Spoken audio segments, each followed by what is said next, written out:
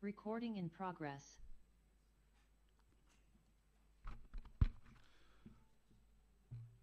A very good morning to you all. I'm Shehan Lianege. Distinguished guests, it is my pleasure to welcome you to this inaugural session of the Summit on Innovative and Climate-Friendly Food Systems, which is organized by Slyke and Trust in partnership with Slyke and Trust Youth, Ethical X Climate and Innovation Hub, and Climacoms. Food systems play a vital role for human life, as they provide food and nutrition as well as livelihoods to people across the globe. However, they also have a significant impact on the environment and the climate and are themselves faced by threats from climate change and other emerging risks. In light of this situation, it is crucial to transform food systems and make them stronger, more ecologically sustainable, more climate friendly, and more resilient. Today, Slyke and Trust is hosting this summit to contribute to enhancing and scaling up ethical, sustainable, and climate-friendly food systems which are plant-based. This summit compromises a global research dialogue, an entrepreneurs forum, and a parallel youth dialogue followed by a reception in the evening. To welcome you to this event, I would now like to warmly invite Ms. Vasitha Vijayanayake, Executive Director of Slyke and Trust Global, to deliver the welcome speech.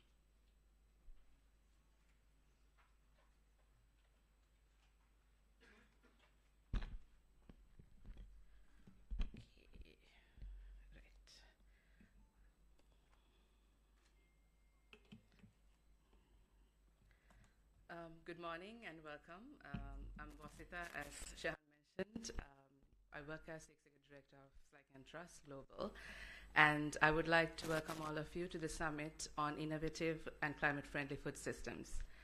I take this opportunity to welcome the government officials, academia and private sector representatives, civil society, youth and other key stakeholders who are present here today. And we thank you for taking the time from your busy schedules to be here and engage with us. Today marks a key moment in the work of Slyke and Trust, which is a non-profit think tank for those who haven't engaged with us before.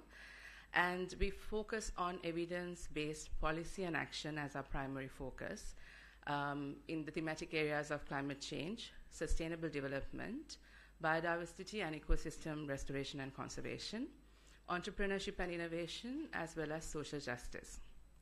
We engage from the local to the global levels through activities related to research, policy and ground level action, and we aim to drive evidence-driven policy and action which lead to transformative change at all levels.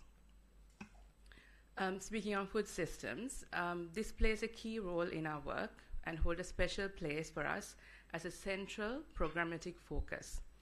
It is also a key area of focus of our project work in Sri Lanka, which highlights gender-responsive climate change adaptation in food systems. Speaking on how we started Slyke and Trust, so our first project was also food systems related, looking at climate change, adaptation, and gender-responsive agriculture in Sri Lanka. So this is definitely something we find very important in our work. Our work also includes food security and innovative solutions, resilience building and comprehensive risk management, risk transfer, looking at finance options for risk management in food systems, and inclusive and just food systems, which focus on accountable and ethical practices, including cruelty-free and plant-based food options. A bit of a background on our work here, if we look at the audience and the reach over the last years, we've reached out to 1.5 million people under our food systems program and engaged with a vast variety of stakeholders through hundreds of events, dialogues, workshops, group meetings, and other activities. So this includes capacity building as well as outreach and awareness at community level, national level, regional, and global level. Today's summit is a combination of all these areas, from evidence generation and knowledge sharing for innovative and climate-friendly food systems, to ethical, sustainable, and climate-friendly economic empowerment through entrepreneurship, mentioned by Shehan earlier, Ethical X Climate and Innovation Hub. The summit presents avenues for engagement, sharing of good practices, and identifying solutions and approaches for transformative change towards long-term resilience that leaves no one behind. So we want to interlink with the sustainable development as well as climate-related resilience building. The summit today also focuses on creating partnerships, multi-actor engagement, and implementable solutions through collaborative and collective action, building on the lessons learned through SLIKE and Trust programs on just transition in food systems, entrepreneurship and innovation, youth engagement and community engagement, gender and women-focused actions. We look forward to engaging with you and identifying key pathways for scaling up and enhancing research, evidence generation, supporting youth-driven action, policy, and ground-level change, which empowers ethical, sustainable, and climate-friendly food entrepreneurship, with a special focus on plant-based proteins, which will be a focus in our research dialogue today.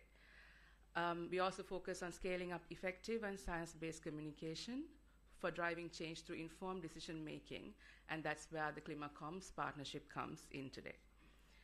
So once again, I welcome all of you to a day full of knowledge, good practices sharing, and looking at contributing to facilitate positive change through your expertise and experiences by identifying avenues for further action, which allows us to contribute to driving change in food systems in Sri Lanka and beyond.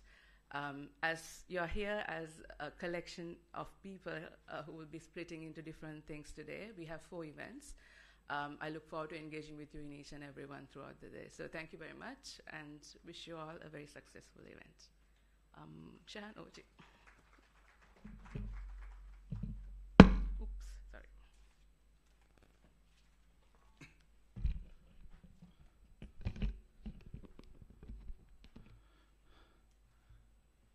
Thank you, Ms. Vijayanayaka, for opening the session with these important insights on SLIKE and Trust Food Systems program and the work conducted. Now we move to our opening panel, which consists of 4 speakers. We have Ms. Shamindri Saparamadu, Director General, Sustainable Development Council, Dr. Sampath Wahala, Chairman, Sri Lanka Accreditation Board, Mr. Anura Sathurusinghe, Senior Technical Expert, Ecosystems and Conservation, SLIKE and Trust Global, and Mr. Kavindu Edirivira, Director Youth Programs, SLIKE and Trust Global. These speakers will set scene for the key areas of the Innovative and Climate-Friendly Food Systems Summit. Biodiversity and food systems are interconnected, and it is extremely important for a healthy food system and its long-term resilience that these 2 elements go hand in hand. To deliver the first speech of the opening panel focusing on this, I would now like to invite Mr. Anura Sathurusinghe, who is the Senior Technical Expert, Ecosystems and Conservation of SLIKE and Trust. Over to you, sir.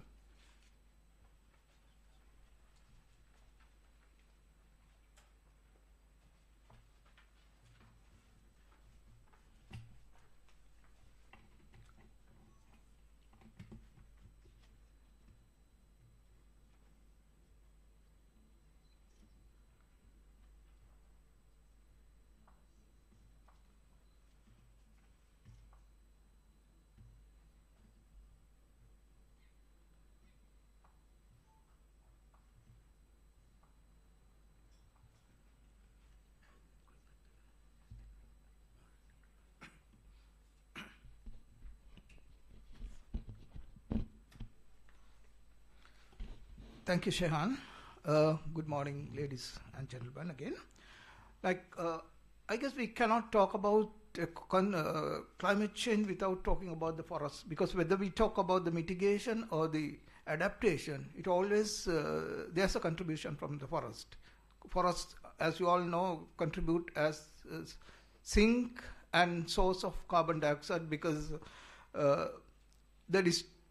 destroying forests in the tropical countries contribute to nearly about 10 to 12% of total green growth emissions in the world. As well as the conservation of forest, is a must to absorb carbon dioxide through photosynthesis, and they do the role of sinks the forests and trees. So when just to look at the connection between in the food systems, like we know, 1/3 of the global land is occupied by the forest, and again 1/3 of the global population depend on forest for their livelihoods. So this is the recent figure I got from the FAO, and also out of this population, 250 million of people living inside the forest and grasslands has the day income less than $1.25, which is they are in a real poverty. So because of this reason, we can consider the forest as a climate impact regulator, as well as the source of, they provide lots of sources of foods and the adaptation and mitigation actions. Let me go through this thing. Forestry and agroforestry, because we talk about both forestry and agroforestry. If you don't know the term agroforestry means the mixing of trees with agricultural crops. Now, for example, if you take the Sri Lankan home garden, is a type of agroforestry system where we have a tree component as well as the crops. And apart from that, there are a number of agroforestry systems introduced in Sri Lanka and practiced by the forest department. Now, for example, if you mix any crop, now for example, shifting cultivation with the introduction of tree crops is a type of agroforestry system. A number of other agroforestry systems are practiced in Sri Lanka, especially in the dry zone. And if you take the wet zone, it's mostly the home garden systems, where you have tree component as well as your agricultural crops.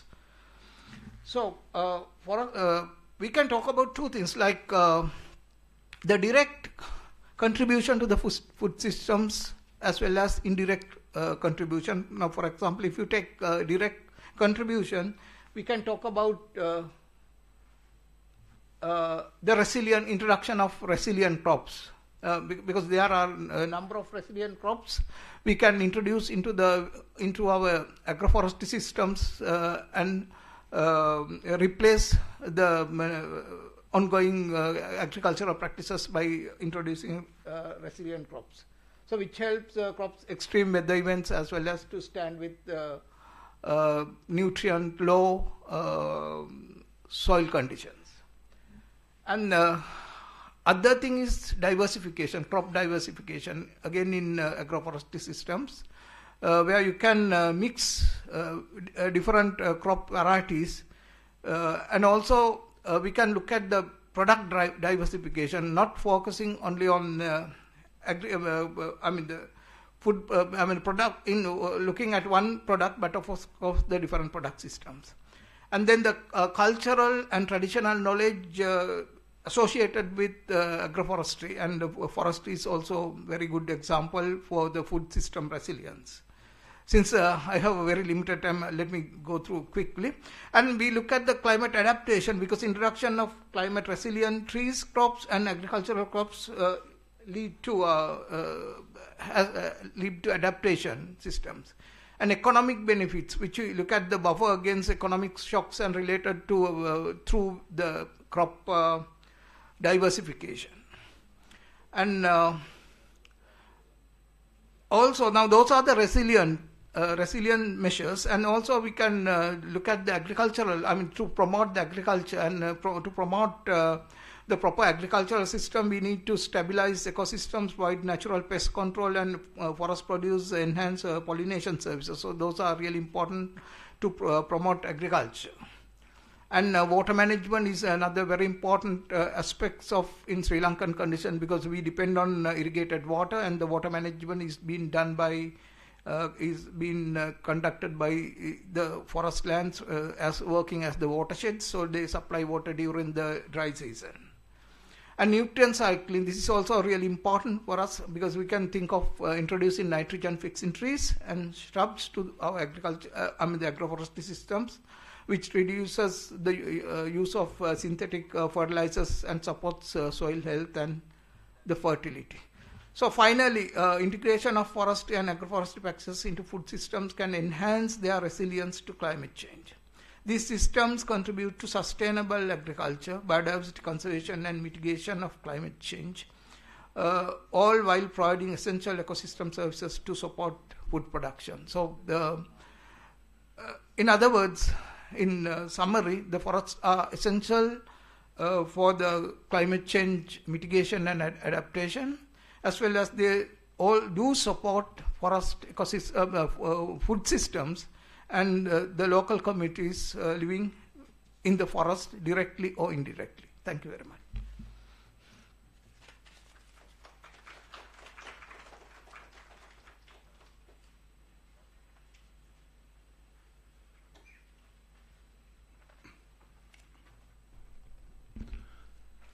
Thank you, Mr. Satrusingha.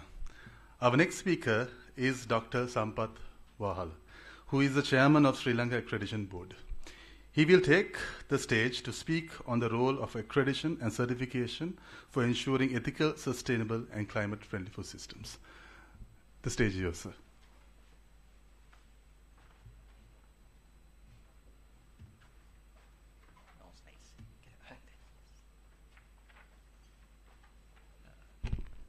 Very good morning.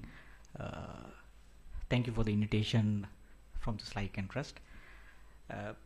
Yes, I don't have slides, but I can share some thoughts, random thoughts on linking this food system and the recognition, which is standardization, and the accreditation, how this accreditation is coming to the picture to make sure these standards are in line with the credible process gone through.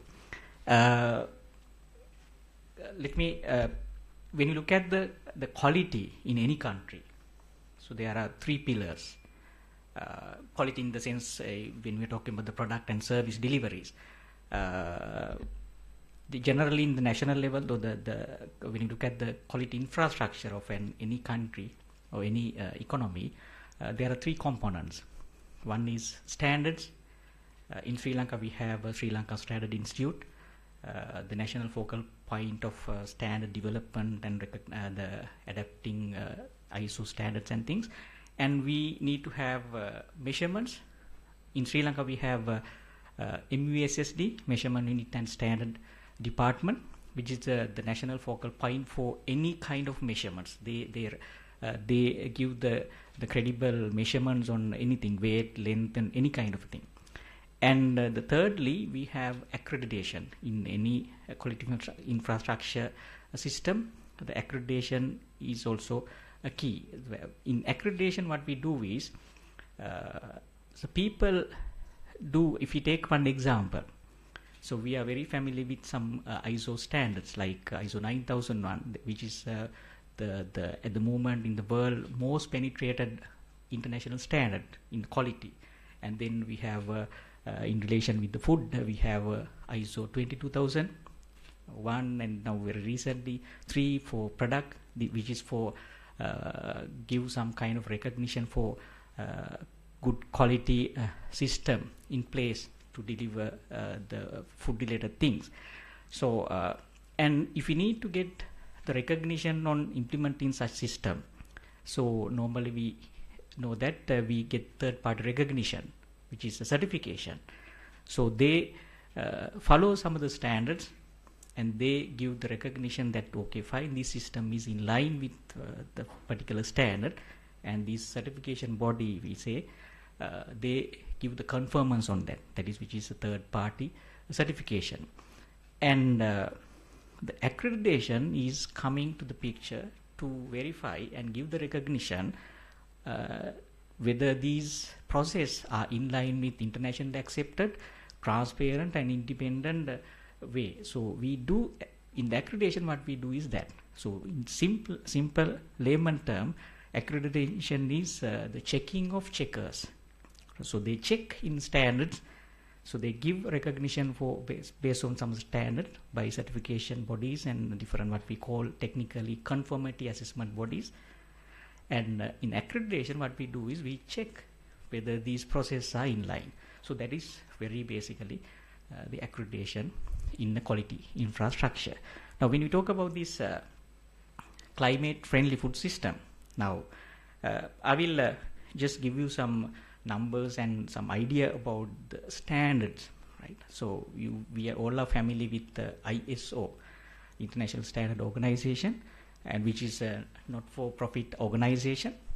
At the moment, they have came up with a voluntary standard over 20,000, and with technical capabilities, voluntary working with covering more than 250 technical groups, with voluntary people over the covering the more than 180 nations, over 2,000 technical people. They develop standards, right? So those 20,000 of standards are developed by technical people relevant to different sectors. At the moment, we see there are about 17 sectors covering food, the transportation, even health, environment. Likewise, there are a long list of sectors. So if you take food sector, there are about, at the moment, they are working with 8 technical committees, and already they have actually released about 1,200, exact number is today they have released 1,284 standards related to food, covering food products, even tobacco. So the food products, actually they have released now nearly about 934 standards. So how many of us that we are aware about those voluntary standards? These standards are very technical guidelines that we can use to make sure our product, not only the quality, right, with some new product development. So just to add one thing, at the moment, very recent, as it's very linked with this innovative food systems, very recently they have actually introduced a new technical committee. At the moment, they have not released any of standards, but they are working on developing the technology elements. The name is sorry, as it is very new one, data-driven agri-food systems.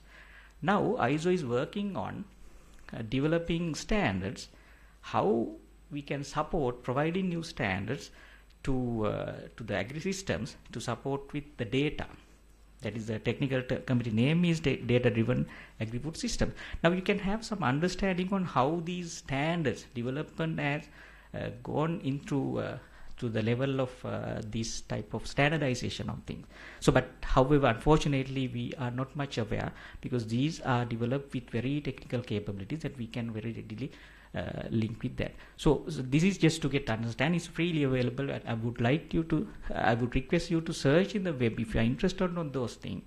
So the ISO platforms, you can search and you can identify what the areas and what standards that they have developed, but which is somewhat relevant to your things. For example, if it is vegan product, so there are standards, right? And also when we look at the innovativeness of it, now people can come up with any food product, right? For example, from almond to come up with cheese, which is vegan. How we are going to communicate that to the consumer? So then we need some kind of a credible way of communicating that. The eco label. There are a set of labels available, eco, whatever kind of, any kind of the labels that you can communicate with that. These are also give the confirmation of the standards on certain product qualities. So that's the different area, the eco or the labeling on that. In accreditation body, we have a separate scheme called the product certification, ISO 17065. Few organizations in Sri Lanka also accredited, then they can issue some of the label on that.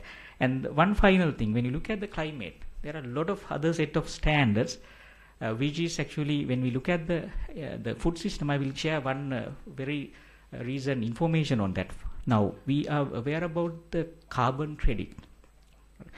At the moment, there are certain, now, and as we are familiar with the agricultural system, you know that the paddy land, they emit methane, so contribute to the climate impact, climate change. And also, you know that the application of fertilizer create climate impact, releasing nitrous oxide or whatever kind of greenhouse gases to the atmosphere that will create impact to the climate change. But on the other hand, now we are familiar with the carbon credits, right? Which we can that kind of the model that people have invented long time ago to balance out our impact to the climate change by doing something good to the protect the release of greenhouse gas, which is the reducing the greenhouse gas. Now, in connection with that, just to give another number, now recent figures, if you look at the carbon market, carbon credit market, the highest credit value at the moment, what I see, and with my experience, is about $240 per ton, which actually we can claim by applying a biochar kind of a thing, right? So biochar application is the most valued carbon credit at the moment. So I know that, I don't know that whether you are very familiar with the carbon credit concept, but we can have a discussion on that later on if we are. So these are, that will actually create some kind of additional financial support to good practice which is linked with the climate friendly agricultural system. And also these days in India there are certain projects going on, right, to identify the carbon reduction options in the paddy cultivation, which is the method called the alternative dry and wet process.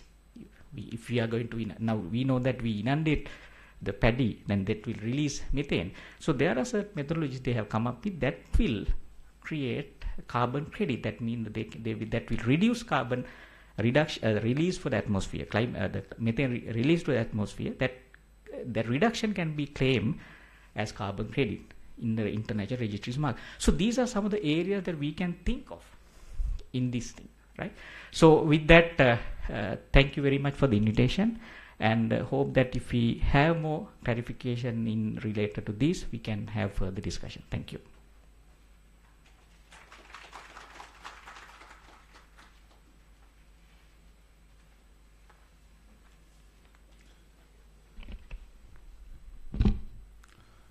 Thank you, Dr. Wahala, for that valuable information.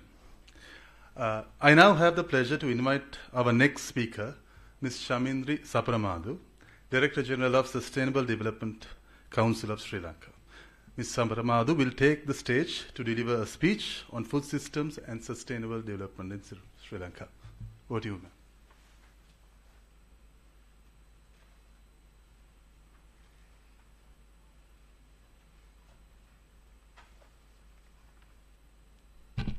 Thank you very much, Shehan. So good morning to all of you. First, let me thank Washita and the Slyken Trust team for inviting me to this timely and very crucially important dialogue on innovative and climate-friendly food systems, and also inviting me to share my perspectives on the intersection of food systems and the SDGs. However, I thought since this provides a very good opportunity to also speak to you on our efforts in business and entrepreneurship development for sustainable development in Sri Lanka. So my intervention will take a slightly different focus.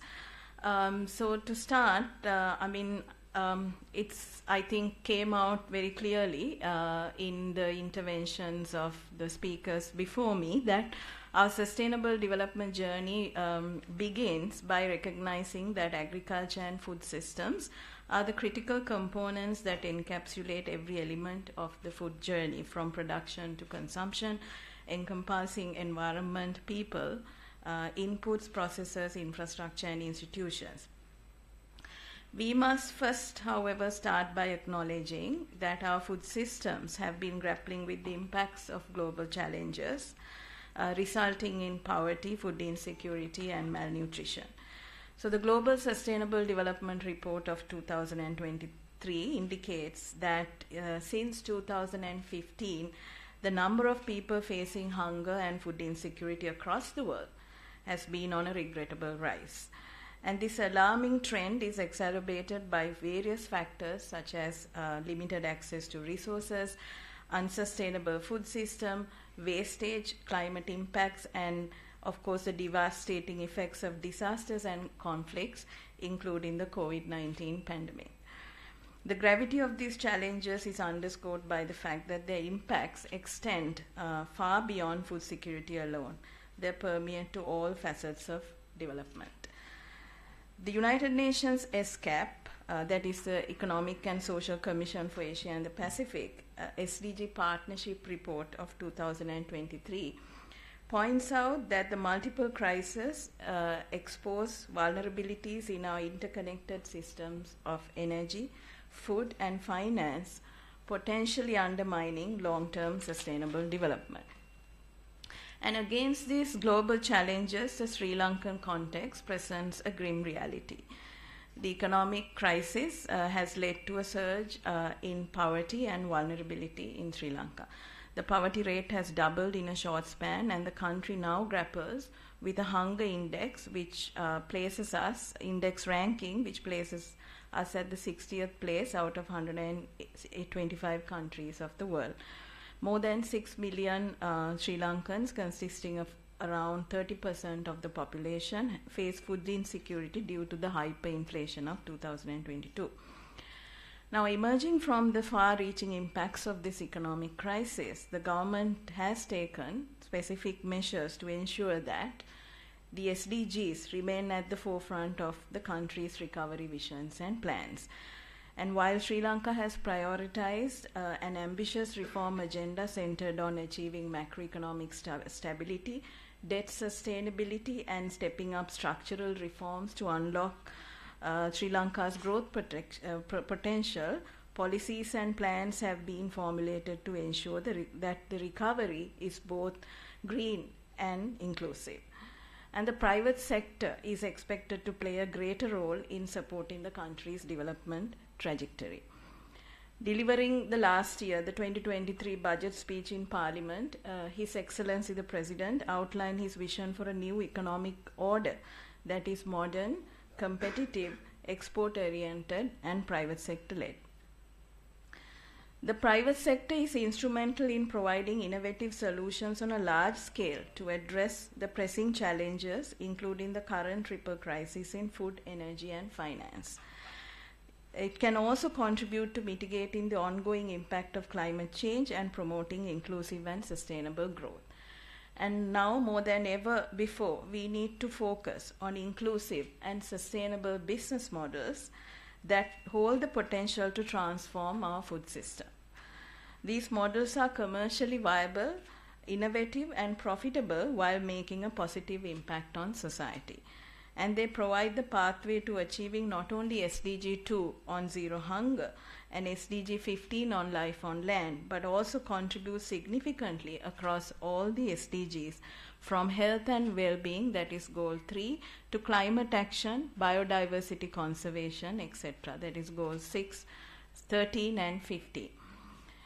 Inclusive enterprises offer commercially viable goods, services, and livelihood opportunities to individuals with low incomes, and they contribute to poverty reduction efforts while fostering economic growth and diversification. And sustainable enterprises adopt practices that prioritize environmental sustainability in their operations, embrace circular business models, and address climate change and the green transition through their products and services. The role of inclusive and sustainable businesses is particularly critical in the current context, where fiscal constraints limit public spending. And Sri Lanka has already several examples of ISBs, that is inclusive and sustainable businesses, generating positive environmental and social impacts on which to build and which can be replicated and scaled up.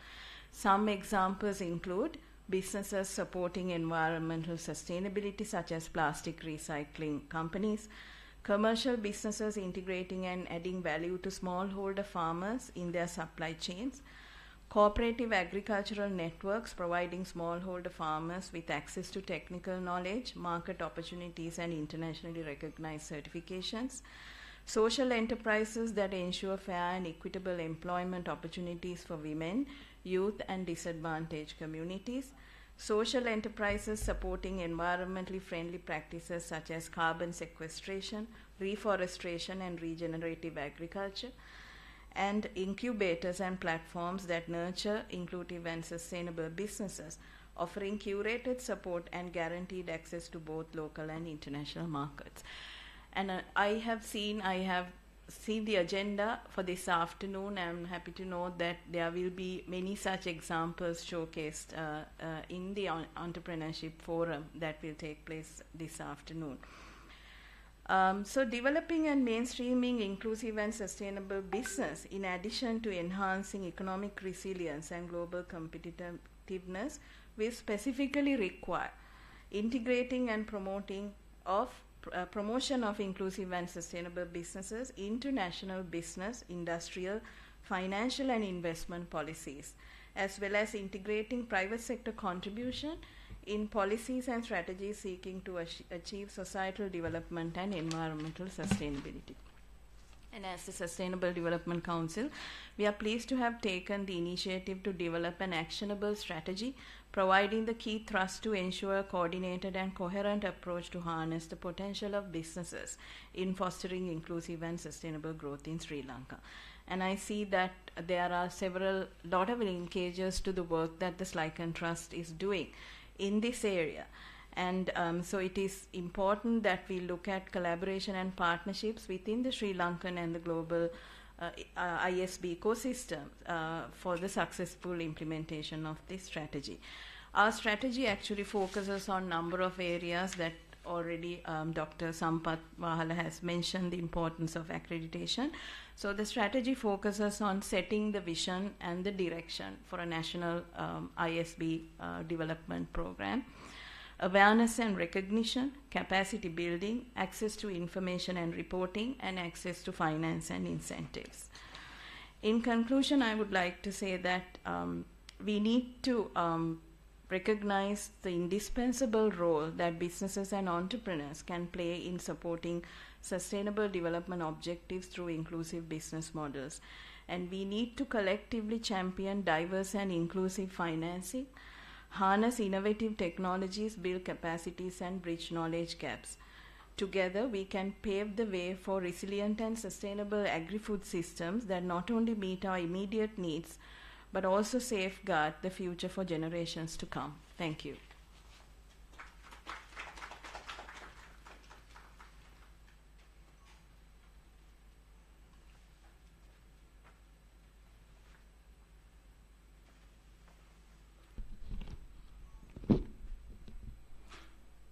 Thank you, Ms. Saparamadu, for your valuable inputs. As the final speaker, I would now like to invite Mr. Kavindu Edirivira, Director Youth Programs at Slyken Trust Global, to present on youth interventions for future-proof food systems.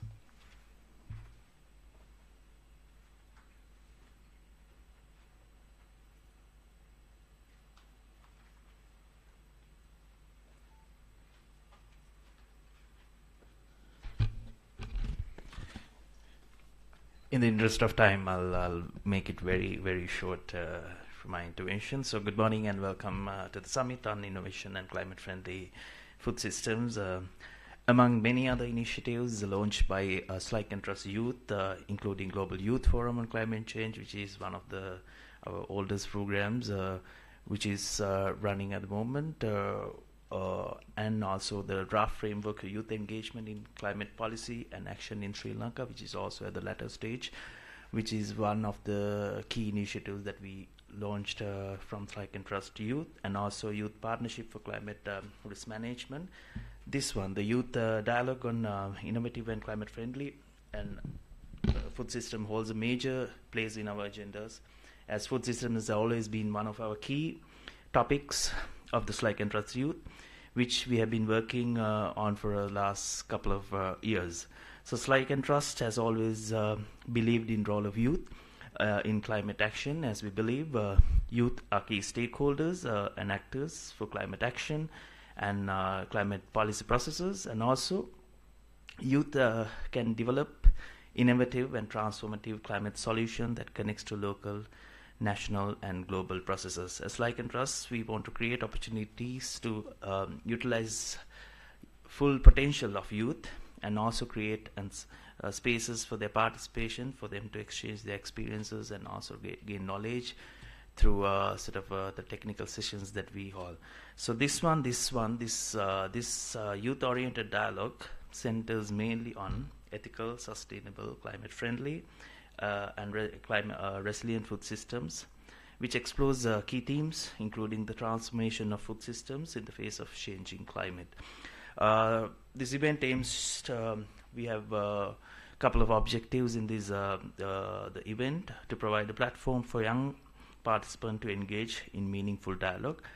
We have selected this. There have been a selection procedure for this, as there have been a lot of number of applications. We have people who have applied, young people. With the limit of the resources, we have allocated only a very limited slots, about 35, but we have given them the opportunity to join the session online, and also to encourage collaborative efforts among youth to shape sustainable, equitable, and climate resilient food system. That's one of the objectives that we are looking to achieve today at today's discussion, and to share the global experience and insight on food innovation and plant-based protein, which is we have the opportunity to sort of share our knowledge that we have gathered through the research work that we are doing. But there were a lot of applicants who have applied us for the session, who have different knowledge, who have been working on these areas as well. So we are taking this as an opportunity where we can share the experiences, and also to gain the experience from them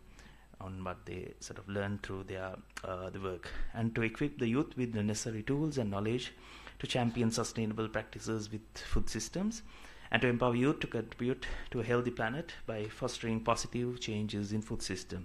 And one of the other very important objective that we are planning to achieve at the end of today's session is to facilitate the drafting and sharing proposal for innovative action within our food system, which we are looking at sort of for a successful the project proposals or proposals. We are sort of looking at supporting them actually to implement what they are discussing today. That's one of the key elements that we are looking at to achieve today's session. Without taking much time, I'll close my sort of intervention today, and then over to you, Sharon. Thank you.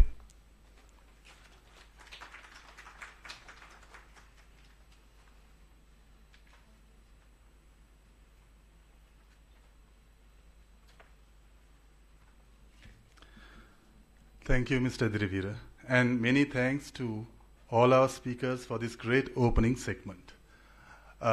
With this, we would be going for a short break, as we are a bit over our schedule. We'll be having a very short break. So I kindly request the youth representatives who are part of the youth dialogue on innovative and climate-friendly food systems to continue the next session at the City Club Hall, and the others to remain in this hall.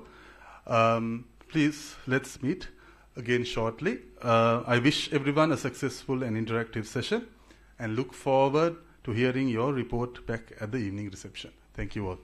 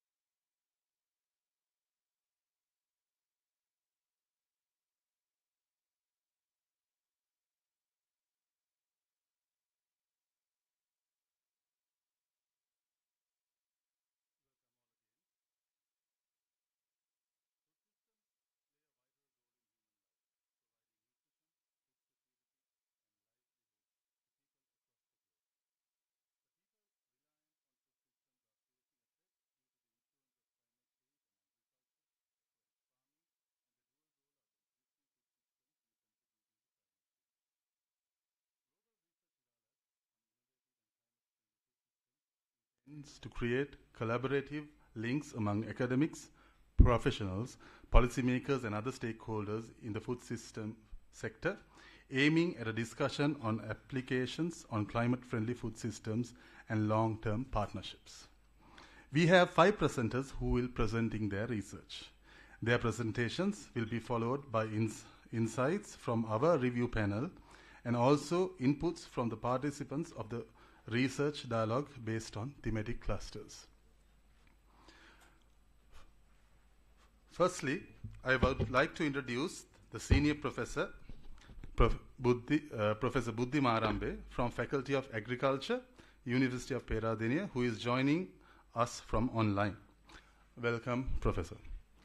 Professor Buddhi Marambe has more than 36 years of experience as an academic attached to the Department of Crop Science of the Faculty of Agriculture, University of Peradeniya, Sri Lanka. His research interests include weed science, climate change adaptation, and food security. Professor Marambe is also a member of the government delegation on climate negotiations at the United Nations Framework Convention on Climate Change and has served in this position since 2013. Over to you, Professor. Thank you very much. And I'm really happy and glad to be here today to conduct this session. And thank you, Slyke and Trust, and all the organizers for getting me down here.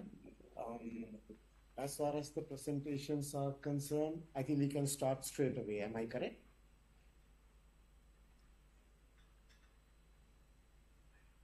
Sure. Hello.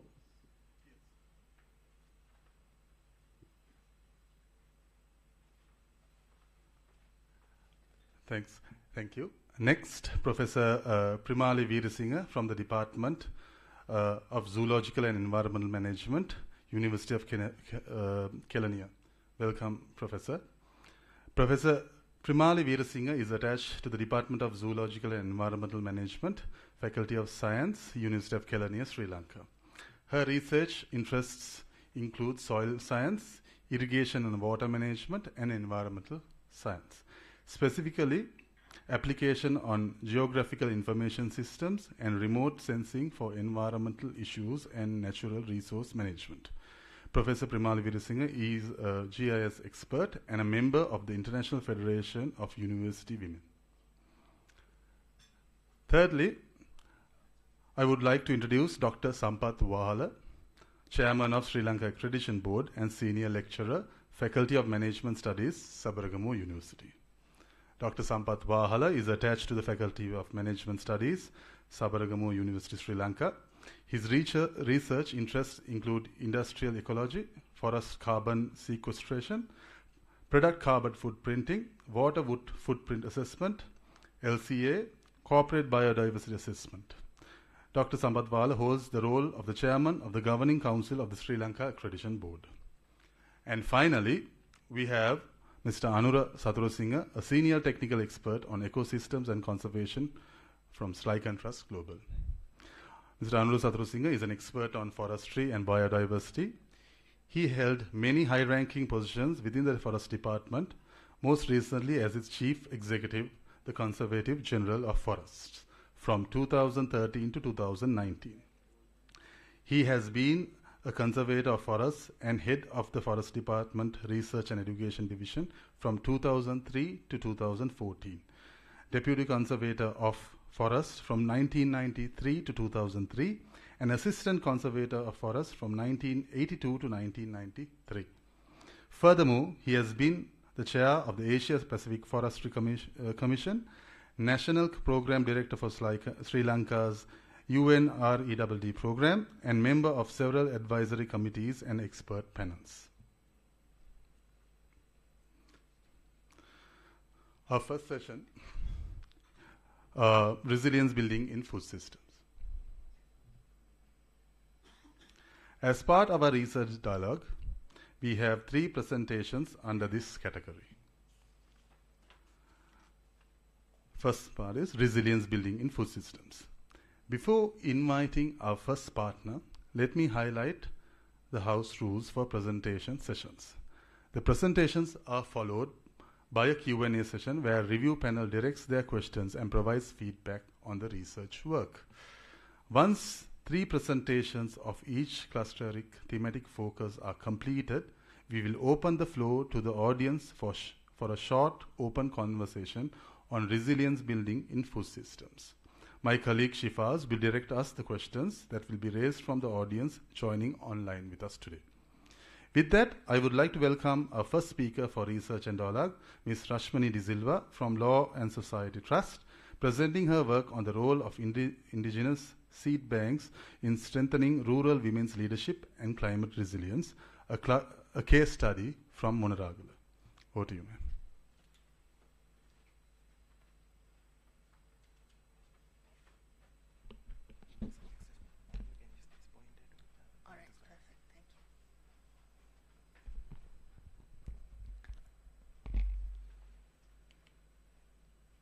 Thank you, everyone, and good morning to you all. My name is Rashmini.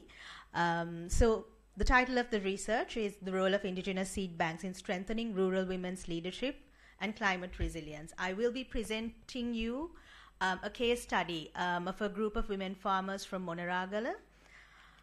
This is a part of an ongoing research that I'll be sharing a portion of it with you. Just to start off, although left largely unrecognized, women farmers continue to be the custodians of indigenous seed varieties and traditional farming practices across the globe.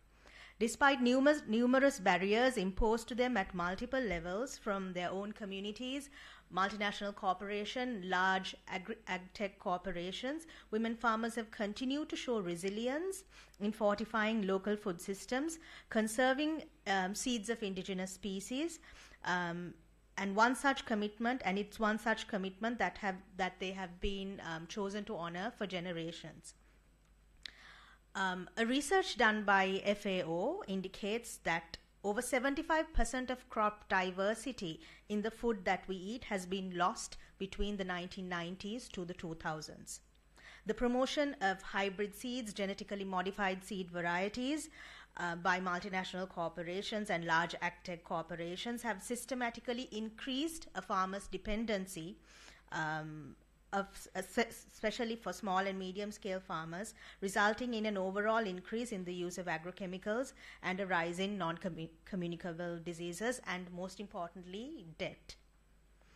The case I present to you today is based on a farmer group called the Uva Vellassa Women's Organization. The Uva Vellassa Women's Organization started their efforts in the conservation and distribution of heirloom seeds, or in the parameters of this research, we refer to it as seeds of indigenous species. First, with a group of 20 women farmers who identified that there's a scarcity of good seeds in their villages. At its very inception, the women started exchanging seeds during their monthly committee meetings, which over the years have expanded and grown to the establishment of 5 indigenous seed banks in the district of Monaragala, with a secure membership base of 500 women. So what I'll be sharing with you are preliminary findings of an ongoing research, because as we got onto this, we found out how transformative leadership among women farmers is fostered through this exchange of seeds. And again, in the parameters of this research, we look at leadership or women's leadership in the context of leading change processes, challenging and changing existing structures, institutions, practices, and norms. I'll move on to the methodology. Again, I'll just focus on how we've extracted primary data, or we continue to extract primary data. So we've kind of followed a purposive sampling method, and 30 women farmers from Handapanagala division. And also this portion of the research focuses on qualitative data, although the other aspects of it, we look at economic aspects of it and yield, etc. For preliminary findings, we found out that these women farmers, they wanted to take a more active role in agriculture.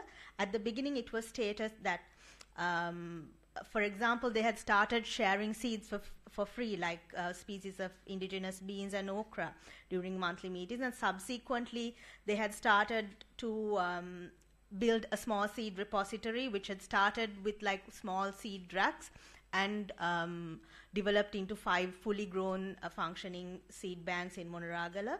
And it was interesting how they had to kind of, because one key challenges women farmers in Sri Lanka face is the ability to take decisions, how they had to convince women farmers, okay, take 1/4 or 1/10 of your land and cultivate these seeds and see, just to kind of help them understand how it can work. And in this particular division in Monoragal, you can get so many model farms where they practice agroecology, and there they practice the harvesting of indigenous seeds and get like equal amount of yield. And then, as a part of this vision, it also includes advancing women farmers up the value chain beyond occupying a role of primary producers, where they've moved on to organic certification methods and participatory guarantee systems. Women farmers also have been able to take an entrepreneurial role with this value addition and expand their current consumer base. Since then, the producer groups in Monoragal have been able to reach a wider consumer base and respond to increasing demand for organic fresh produce. And also they also share exchange seeds with farmers in Vaunia, Batiklo, and different parts of the country, which we learned has really contributed to fostering intercultural, interethnic kind of solidarity as well. I'll move on to some preliminary results of the study. The Uvavelasa Women's Organization, they continue to work towards the vision of sustaining traditional farming practices that are environmentally sustainable and led by women. As the founding members further relayed their experience, it was relayed how hard it was for women to take over leadership and decision-making roles amidst the rigid patriarchal systems in farming communities in Sri Lanka. So they have kind of deployed 2 strategic approaches to create a positive transformation. One was to kind of strengthen women's leadership, to promote or portray women as leadership in roles of leadership, mainly through capacity enhancement of technical knowledge and creation of opportunities, of economic opportunities. So increased income have directly contributed to women getting a higher space in decision making, and also they're perceived as leaders, entrepreneurs in their communities. This recognition and level of acceptance has been able to disrupt patriarchal social norms in the agricultural communities and pave the way for women farmers to lead decision-making processes related to cultivation and harvesting of their crops. Promoting sustainable farming practices, these producer groups also they're not only committed to safeguarding and sharing heirloom seeds or indigenous seed varieties, they also serve to demonstrate that cultivation of indigenous seed produce a higher yield with minimum agricultural input through model farms that they have exhibited, where anyone can come and get their knowledge, and you can also see how they've succeeded in their models. And also another side thing that we found, another side finding is that how they foster intercultural solidarity, where they get farmers from Vaunia, farmers from Batiklo to come exchange seeds and also learn about their farming practices. So this kind of concludes what I wanted to share with you, with how this seed conservation effort of indigenous seeds has kind of trickled down many benefits, especially in this case of fostering leadership among women farmer communities in Monoragal. Thank you.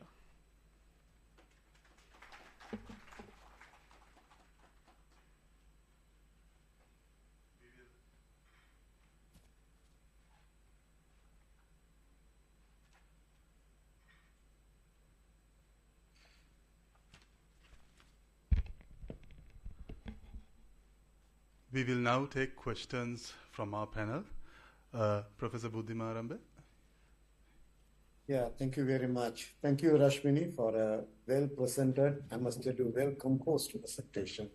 So congratulations for that. And it's a very important subject area that you have touched upon. I do understand that the participatory guarantee system is on board with respect to organic certification and so on. But what is the guarantee or the quality control measure that is there to ensure the seeds that are distributed will be germinating or in other words, the viability is maintained. Is there any special method or technique that they adopt?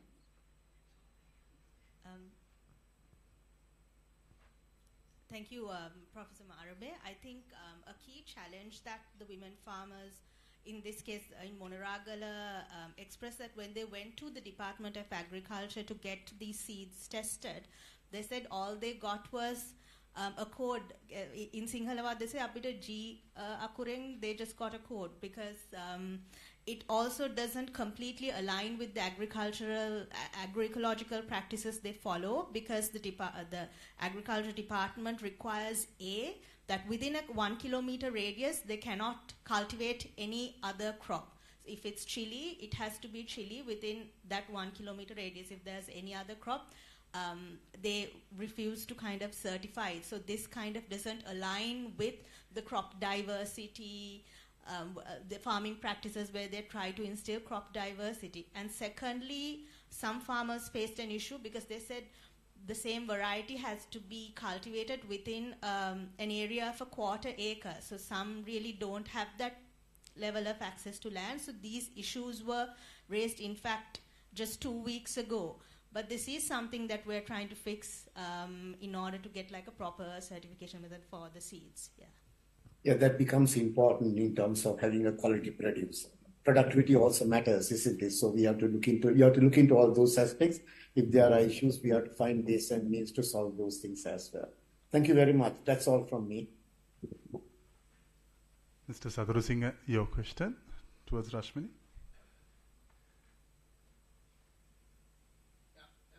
Thank you, Rashmini. This is really interesting presentation.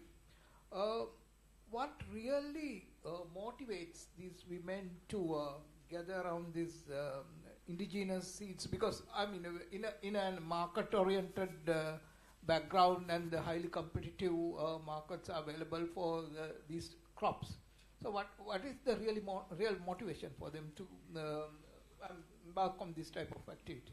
Thank you for that question. I wondered that myself, to be honest, when I visited this community initially.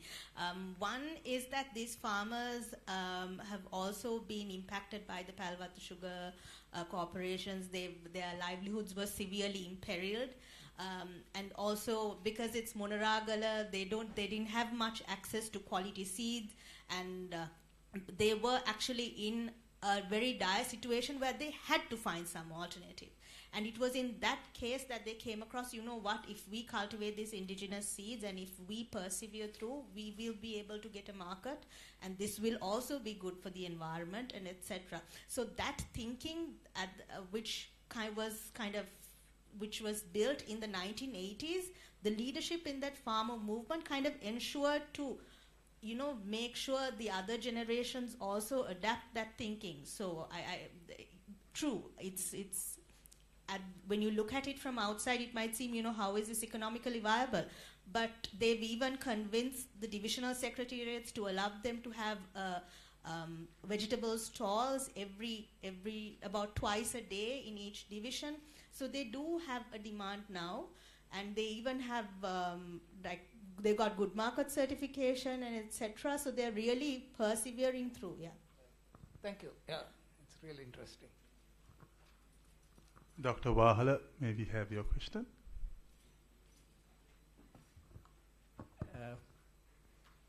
One question regarding the business model.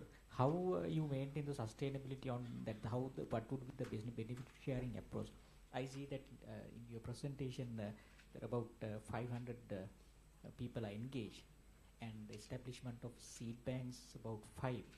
And so when you look at the business model focusing on this indigenous seed bank, and so can you elaborate on that? Yeah, I can partly respond to that, maybe not fully right now. I might not be fully equipped with that.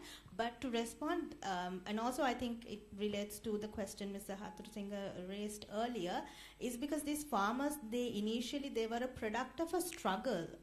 And so they started off as activists who kind of made this a seed conservation movement which happened to progress to a business model. And the benefit sharing, I think it's just the Uwavelas, the women's organization, which collects the produce and distributes it, because they were adamant they don't want to get exploitative, middle vendors involved.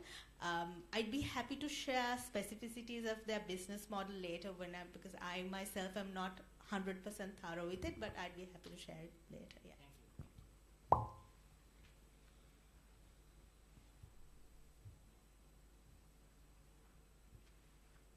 I have a question.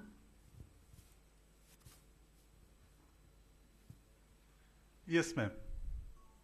Yeah, actually I put it in the chat box. I'm Shriyani Piris. Really interesting presentation and lot of information from Monaragal area. Are these seeds just vegetables, or are there field crops also they have in seed bags? And do they do a kind of preserving of endangered varieties?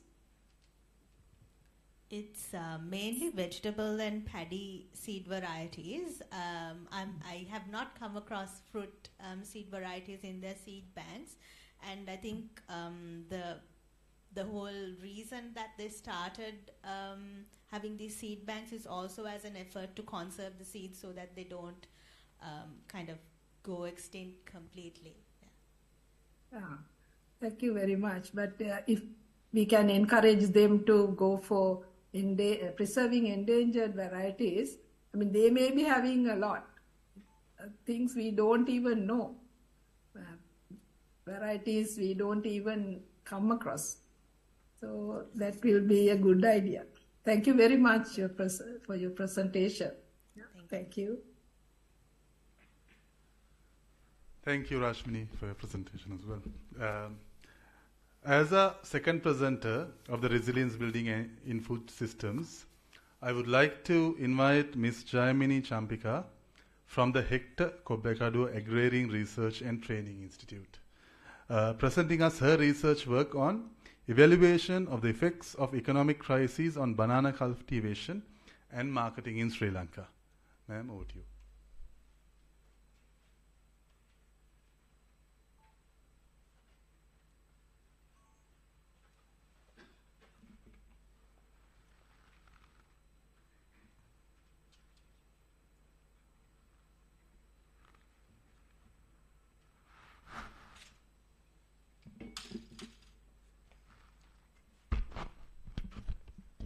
Morning and welcome all of you to my presentation titled Evaluation of the Effects of Economic Crisis on Banana Cultivation and Marketing in Sri Lanka, and I'm from Hector Kobbekadu Agrarian Research and Training Institute. Introduction. The financial crisis that Sri Lanka has been facing for several decades has been observed to develop into a deep economic crisis affecting all sectors, especially from the second quarter of the last year, we all know. So as a result, we could see some impacts on the agriculture sector as well as the consumption sector or access to food sector.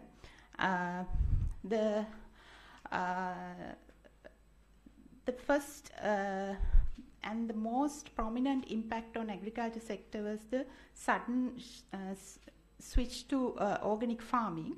So a lot of eminent local researchers as well as the international researchers argued that this sudden switch to organic farming was a result of the impending economic crisis, not as they explain as the underlying health issues or those other issues were secondary, but the primary issue was the economic crisis.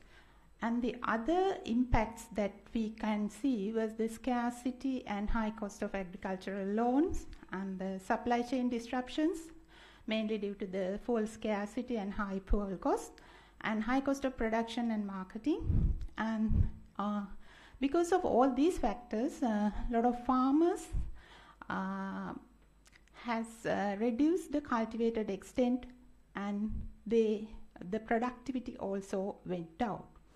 And when we see the consumption front, we can see that the access to food was impacted in a negative way.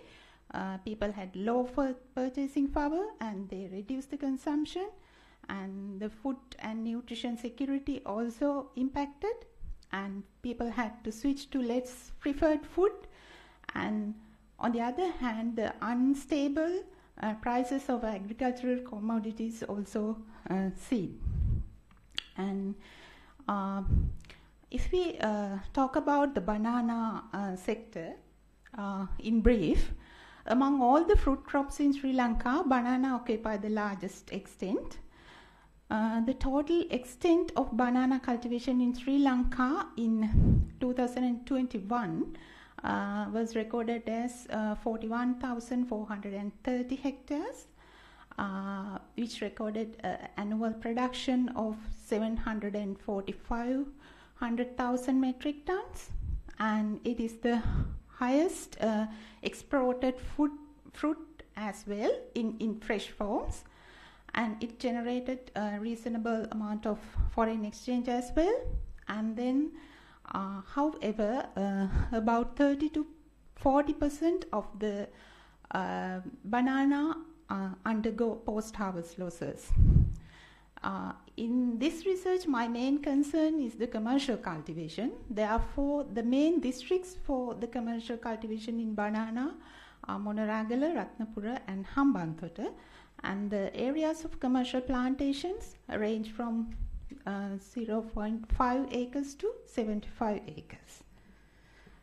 And the main objective of this research is to assess the impact of economic crisis on the production and marketing of commercial cultivation of banana.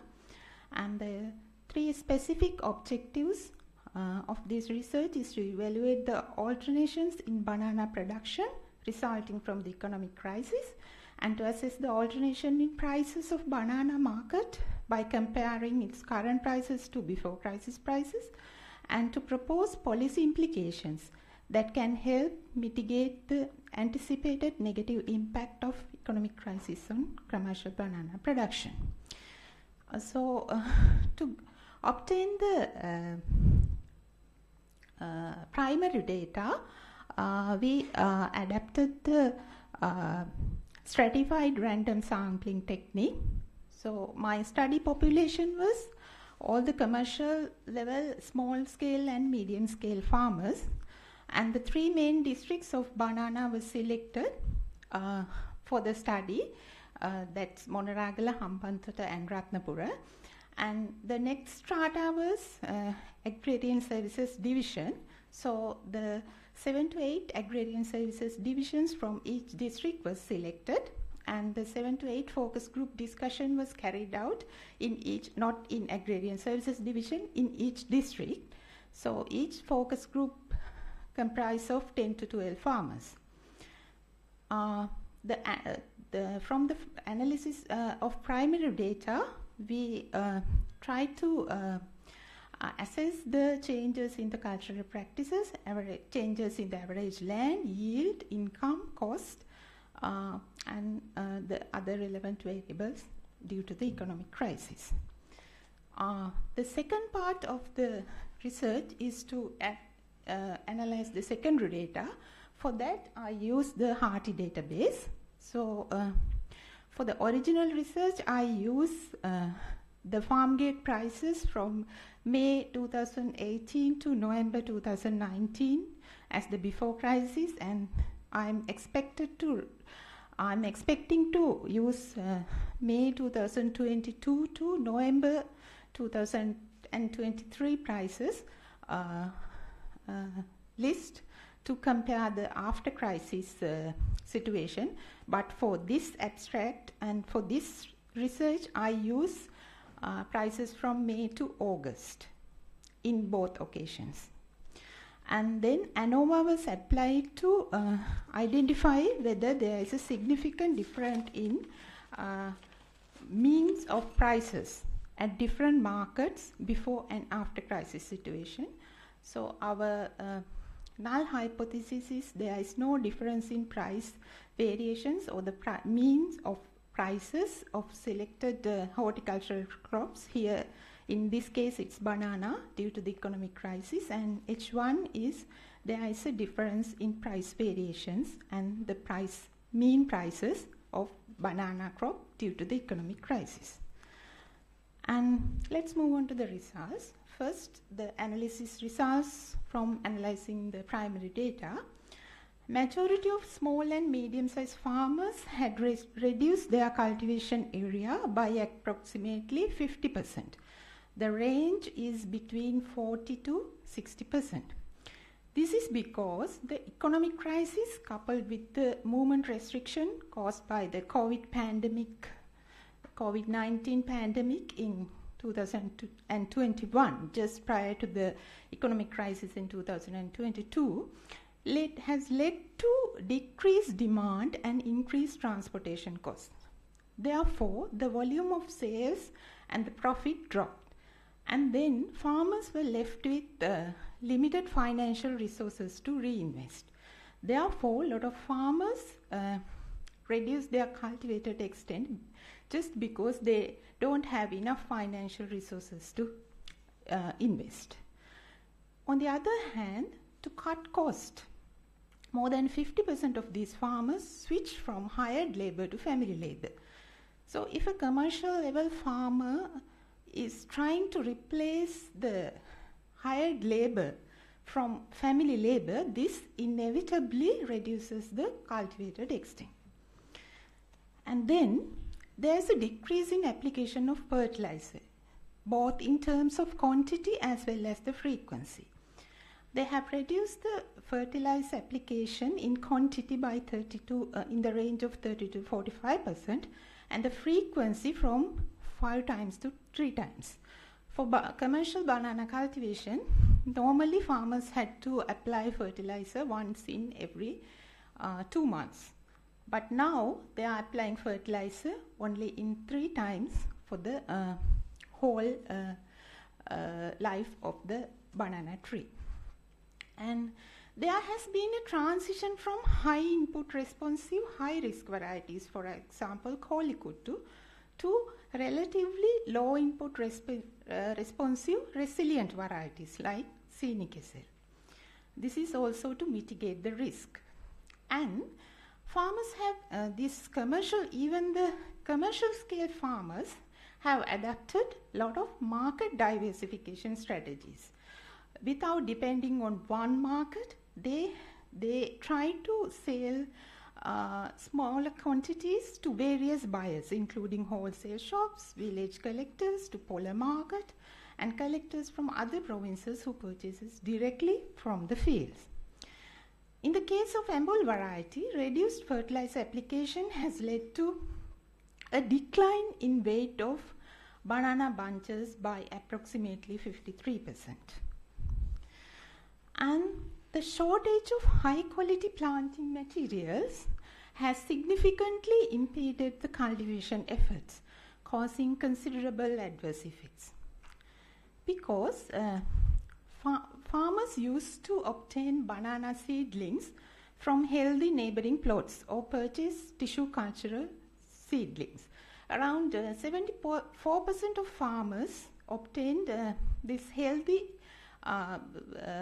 banana suckers or the seedlings from the neighboring plots or purchased from the neighboring farmers. And around 20% of the farmers go for tissue cultured seedlings. But as I mentioned earlier, the movement restrictions during the pandemic caused many farmers to abandon their banana plantations unharvested, making it harder to maintain high quality seedlings. Therefore, once these movement restrictions was over, when they are trying to obtain banana seedlings, there was a very big, very high scarcity of healthy banana seedlings because there was no one who was maintaining such a farm.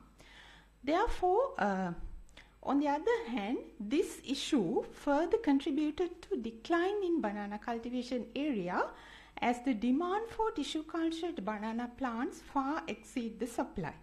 For example, in these commercially cultivated districts, in the growing season, demand for banana seedlings is around 1 million, but the supply of this tissue cultured plants is around 30,000 to 35,000 per month.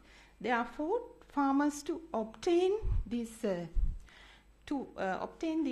or to purchase these tissue cultured seedlings, they had to wait in a long list. And according to the farmers, the cost of cultivating Ambul variety has surged by around 250% in the studied region compared to 2019. But the farm gate prices of Ambul variety has risen by only 160%. And then let's move on to the results of the secondary data analysis. I calculated the coefficient of variance, and you can see in both cases, after crisis variance is higher compared to the before crisis variance, but the variance in farm gate prices is even more higher than the variance in retail prices. And this is the ANOVA results. So this data sets violates some assumptions of ANOVA. Therefore, I had to conduct the robust ANOVA here. So if we look at the first column, if we look at this column, especially these four scenarios, each after crisis mean is compared with each before crisis means. This is our interest combinations.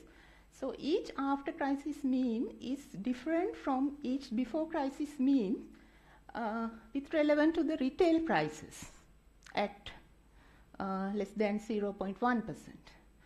But each after crisis mean is not significantly different from the each before crisis mean with relevant to the farm gate prices. Only two means are significantly different. In other words, the 2022 prices is not significantly different from either 2018 prices or 2019 prices with regard to the farm gate. But with regard to the retail prices, all these means are significantly different. Now let's see which mean is high. So this graph shows that the graphical presentation of the ANOVA results.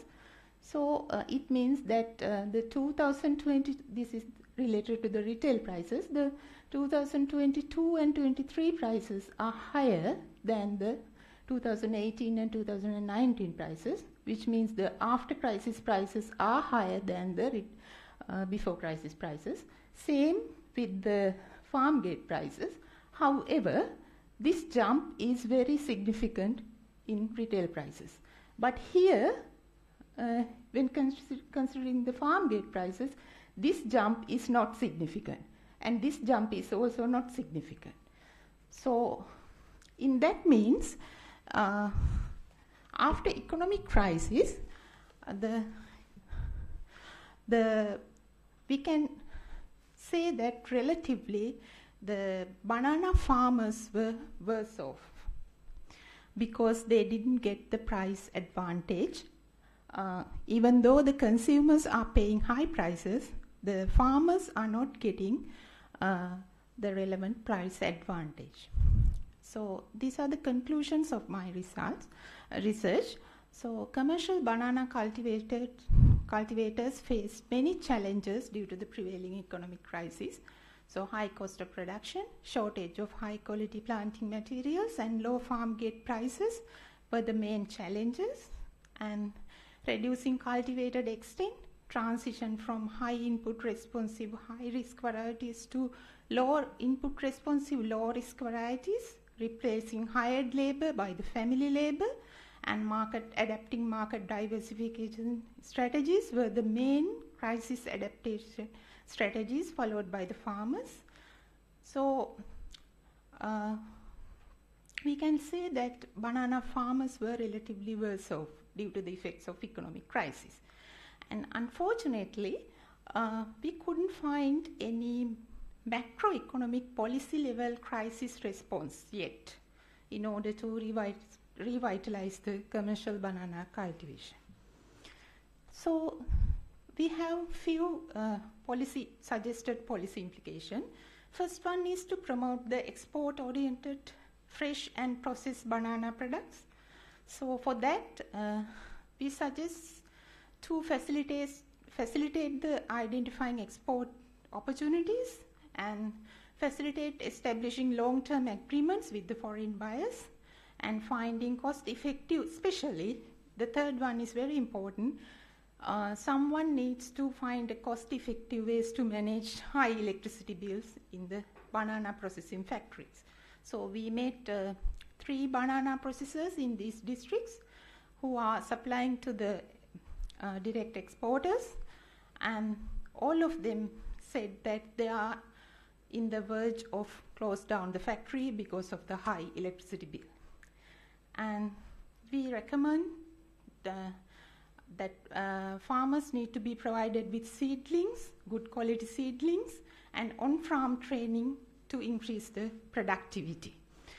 And the other suggested policy implication is to facilitate greater access to tissue cultured plants of especially the Ambul variety, because it has a fruiting percentage exceeding 95% compared to the 80% fruiting percentage from the suckers. So tissue cultured plants result in higher yield and uniform fruiting. So to achieve this, we have to improve the facilities, especially in the government seedling producing institutions. The 2 government seedling producing institutions are the 2 main government seedling producing institutions are the Oil Crop Research Institution in Angunukula Palace and Fruit Research Institution in Horana. They have a lot of scarcities. They don't have enough laminar flows. They don't have enough trained laborers. The human resources are they are in short of human resources. So government or any donor in government should provide these facilities to the these government seedling producing institutions to enhance the seedling production in the country.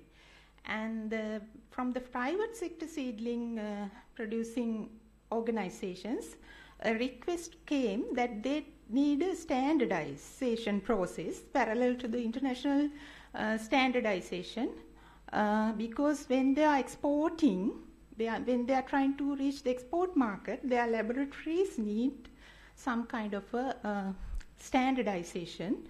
Otherwise, they can't reach the export market. So I'm not specialist in this area. Maybe we can discuss after this presentation, and these are some of the references, and thank you.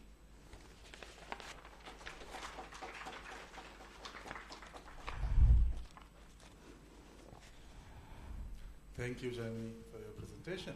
We will now take questions from our panel. First off, Professor Premali Veerasinghe, over to you, ma'am. Okay, thank you. And thank you, Jamie, for your very informative presentation. And I have seen, thank you so much for telling us why Kolikuttu is not available in the market right now. And what do you think? You have some experience with your research, and you considered only 3 varieties, yeah, right? And do you think it is sufficient for if you are going for export market? Actually, yes, we have we have a very big export-oriented cultivation. Dole Lanka Private Limited is having more than, I think, 100 acres in Monaragala area. They are cultivating Cavendish variety. But recently, the Agriculture Modernization Project introduced fresh banana export industry to these areas. It is at the very initial stage still. Only 150 farmers were selected. The main demand is for the Ambul variety. Okay. Yeah.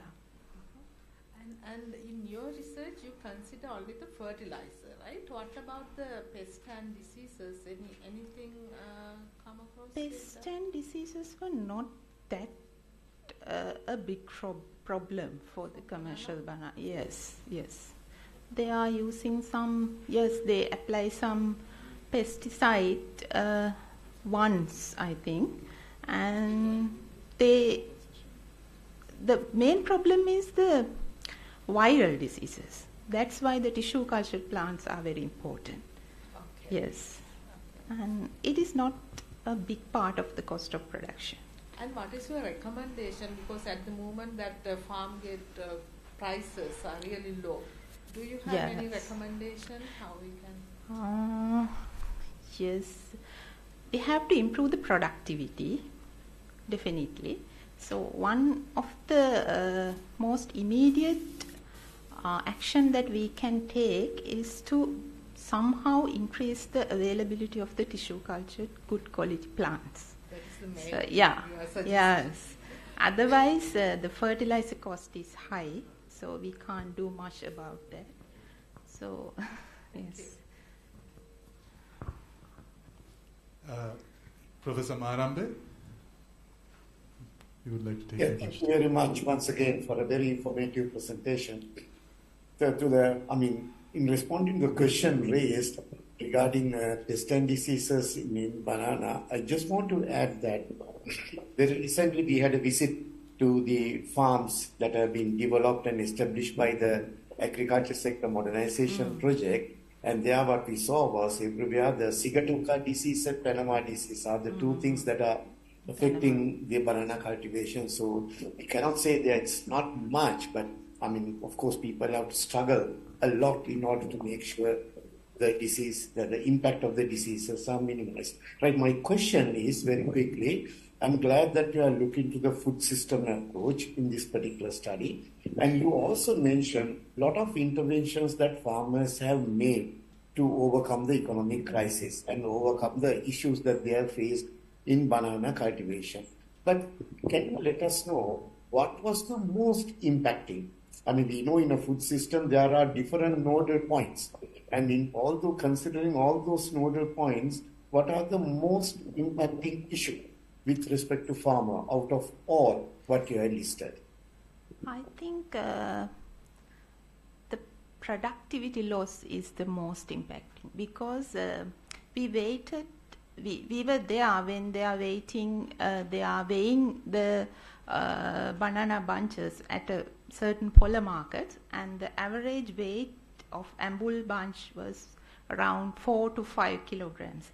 But farmers used to say that they used to obtain a weight around 15 to 20 kilograms before this crisis.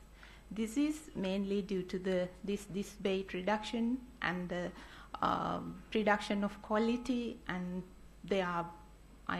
these fruits are not uniform, so they can't reach the high-end markets like hotels and restaurants, so they have to reach the low-end markets instead. Therefore, this quality reduction and the productivity reduction is the main problem. I think farmers also don't have an answer for that, but they are just trying to survive. That's what they are doing right now. Just a quick follow-up comment. Although you recommended that export orientation would be a better solution, yes. But please do remember, even right now the problems are with respect to the quantities that are available, continuous supply, and also the quality. Now, in all three important aspects, we'll have to match and line up together in order to make sure the export potential is explored to the best possible extent with respect to banana. Thank you very much. Thank you.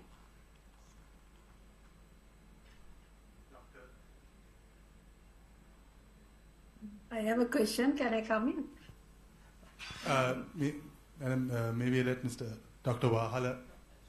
Okay. All right. No, please go ahead. Please go ahead. Madam. Okay. Yeah. Now it's very interesting to hear that tissue culture banana plants are giving very good yield and healthy plants and everything. So you have this problem with planting material, and we can give some solutions for that. We have an association called Sri Lanka Plant Tissue Culture Growers Association. I can give this information to the organizers, and we can come up with some solution for that. Actually, first of all, I should say this thing. Professor Hirimburegama, she was here until she left, did the streamlining of producing healthy banana. Before that, it was a bit of a problem, but she came up with her research and started Valigatha Institute and produced a lot of banana. And you can check with Valigatha Institute also. And we also can help in this regard. So give me some phone number or something in the chat box so I can reach you and give the information about our growers. We have about 30 members in our association. So most of them are having somewhat large labs. So they should be able to produce banana for you. Thank you. Yeah, thank you. I visited Valigatha Institution, and they are the main suppliers of tissue culture Dambul variety. They supply around 20,000 plants per month, and from all the Sorry, others. I can't hear you. Yeah, I can't hear you. Yeah, Sorry. from Valigatha Institution, they are the main tissue culture Ambul variety supplier. So they supply around 20,000 plants per month. But the problem is, in the main growing season, the demand is very high than the supply. Oh, yeah. That's the problem. But there are many labs in the country. Yeah. Yes. Like maybe you can reach out for them and get help from them. Yeah. Definitely our members can help for some extent. Yeah. Thank you. Yes. Thank you. Thank you. Dr. Wahala, yes. you have your question. Thank you. And it's very scientific methodology that we have followed in this study, Ms. Champika. Here we have a lot of eminent expertise on agriculture. So actually when I look into some of the numbers that you have presented, and I did a little calculation, especially on the supply chain. Now you have highlighted that 30 to 40% of post-harvest loss, which is actually I have just Google. Sorry, that is not my finding. That is from the not literature. From the, this is not directly linked with you based on your findings, but when I look at this entire system, I see that and also I just Google about the global or the average, some kind of post-harvest loss figures for the banana. It's around 21% or 22%. Now, and as you have proposed some of the policy interventions, don't you think that the focusing on the supply chain, for example, if you take the conservative value, the 30% of loss of the supply chain, the post-harvest loss, will actually account for the loss of land utilization around 12,000 hectares of product. So. So I see that there's actually we can think of policy intervention. We know that previous there was some intervention, but it was failed to manage the supply chain, the post-harvest loss. So what do you opinion on that? Yes, I mean the introduction of plastic crates and other scientific methods of transporting banana, but now this is how the banana is transported, I think. Yes. So all the bunches at the bottom layer is get crushed, and these lorries are going from especially to the eastern part of the country like Kathankudi, Trinco, and the traveling distance is more than 200 kilometers. So we can imagine what will happen to these lower layers of bunches. So yes, that's the main problem. And I think IPHT is doing some research and proposing some methods. They came across some like I think they try to introduce the trains to transport fruits and vegetables as well. They design insulated consignment as well, but I'm not familiar with what is the current situation with this crisis and so on. I think we all need to speak to the IPHT to see the current development in that sector. Yes. Thank you.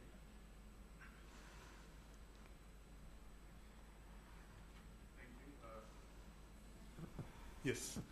Can we?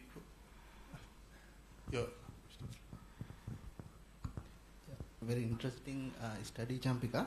I have a quick question. I don't know whether I took it incorrectly. I don't clear about your secondary data analysis regarding the retail and farm gate price. So my question is, why did you go for an ANOVA test? I don't clear why, rather than going for two mean comparison tests. So you are studying the different cases before and after scenarios. Yes. So what is the appropriation of an ANOVA test on that? Because I regarded 2 years as after crisis, 2022 and 2023, and 2 years as before crisis situation, 2018 and 19, because I exempted 2021 and 22 due to COVID and the market disruptions, and some markets were not functioning. We couldn't get the prices and so on. So so there were like 4 comparisons, 4, 5, and 4 between comparisons, and so that's why I went to ANOVA. So these are the all combinations: 2 before crisis situations, 2 after crisis situations, and 4 combinations after crisis versus before crisis. So there are a lot of combinations. That's why I went to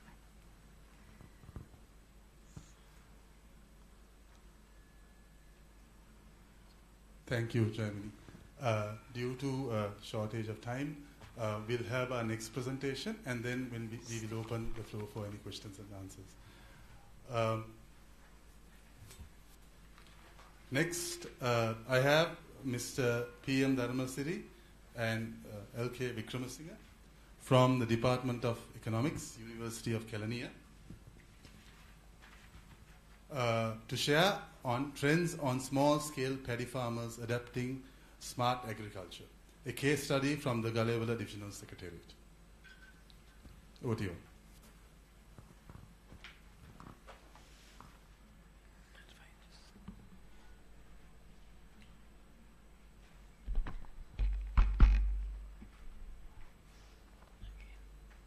So let me tell you a little story before I start the presentation. So this research was conducted based on the thesis of Ms. Iresha as independent research she conducted for her final year thesis. So let me proceed. So our study is the trends in small scale paddy farmers adapting smart agriculture, and it is a case study. So let me define who are these small scale paddy farmers. The small scale paddy farmers are considered as the farmers who has a land, who cultivates a land around, who has then 5 acres, less than 5 acres. So typically this range between 1.5 to 2.5 acres, and according to the Center for Poverty Analysis, this sector contributes around 60% of the agricultural production. And if you think about the characteristics, these are the limited land and holdings, subsistence farming, traditional farming methods, and these people are highly vulnerable to the economic shocks of the country. So another definition about the smart agriculture, since the research is based on that, it is the use of technology and the data management within agricultural activities. But for this research, we have defined SMART in a very different manner. So based on the acronym terms, specific nature, measurable nature, achievable nature, relevant nature, and time-bound nature. So this research is still in the development stage, and since this is an undergraduate level research, we expect some comments and further guidance to develop this research. But for now, what we have done is we have analyzed what the agriculture is doing with specific nature and the measurable nature.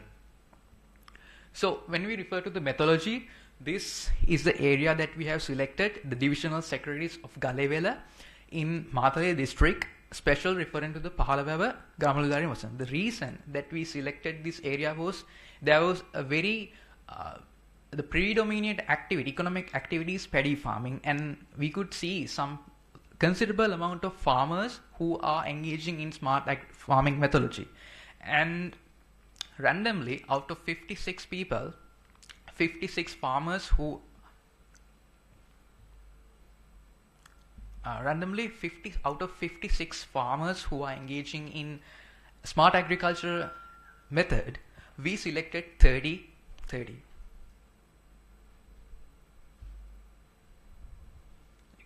So this is the geographical background of the area, and we have used a questionnaire to collect these data, and under the specific nature we have discussed about the land preparation, seed selection, irrigation and farming, and as well as housing technologies. For the measurable nature, we have considered about the profits that they have gained. So let me tell you about the land preparation of these farmers. So almost all farmers are using machines. 40% of the farmers are relying on 4-wheel tractor machines, and 60% use 2-wheel tractors for land preparation, and nearly 50 farmers did not cultivate these lands during the hard economic times. And at the present, all the farmers are adopting this technology where they use machines. So when it comes to seed selection, when we compare these methods that they used in the past to the present moment, they are using hybrid seeds, bank seeds, and seed treatments and climate specific seeds. So to give a small idea of these climate specific seeds, they are using based on different climates, these industries are providing different seeds, paddy seeds. So the one they use is BG352. So when it comes to the sample, like adaptation rates, when we refer to the adaptation rates, 36% of the sample is using hybrid seeds, and 27% of the sample rely on seed banks, and for the seed treatments they rely on 20%, and climate specific seeds 17% of sample is using climate specific seeds. And these are several farming techniques that these people have been using, and some of the pictures that the researcher has taken. So when it comes to the sample data, 73 people from these 30 people are using parachute method. So this, we can see some pictures of how they cultivate using the parachute method, and 60% of the population is using drum seeders. The picture that we are using the machine, it is a drum seeder. And some farmers, approximately like 3 people, rely on paddy trans cap planter machines, and it is 10%. So when we refer to the irrigation techniques, they are still relying on past methods that they have been using. So but we can see as a smart agriculture adaptation, they are using sensory automation systems. But as these farmers stated, they are still in the first phase of these item usage. But other than that, they are still using the methods that they use in past. They rely on rain-fed cultivation and water wheels, and as well as traditional way of canals and the water from wells. So when it comes to the harvesting techniques, in the past they rely on human labor and animal assistant and manual harvesting techniques, but when we compare about the adaptation, 30% of the people, 30% of the sample is relying on mechanical harvesting, and 46% of approximately is relying on compound harvesting, and 23% is relying on combined harvesting.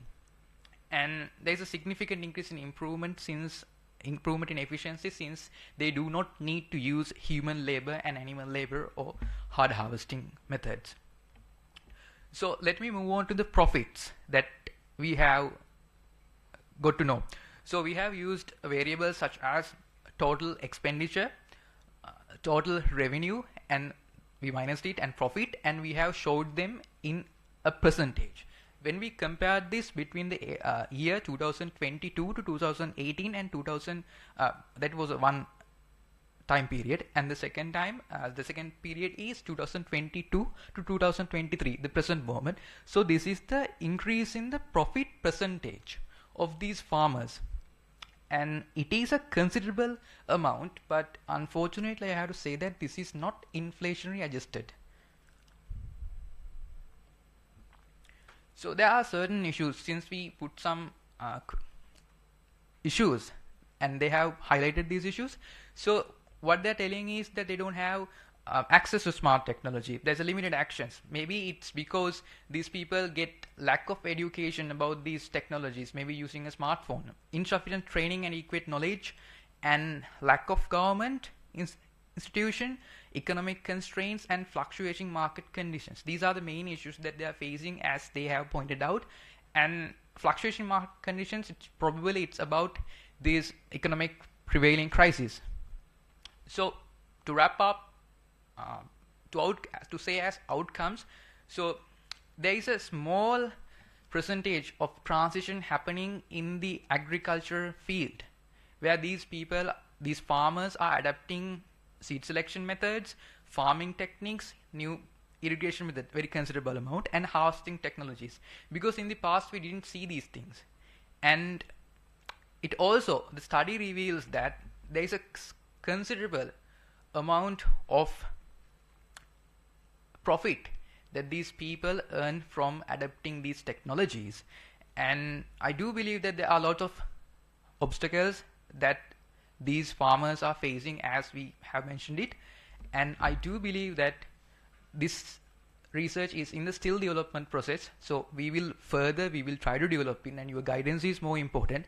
And there are still research areas to be conducted in achievable nature, relevant nature, and time-bound nature. I'm very sorry, I have misplaced the measurable nature in the conclusion. Sorry. Achievable nature, relevant nature, and the time-bound nature. We need to conduct more research on these areas to finish this research, and your guidance is needed.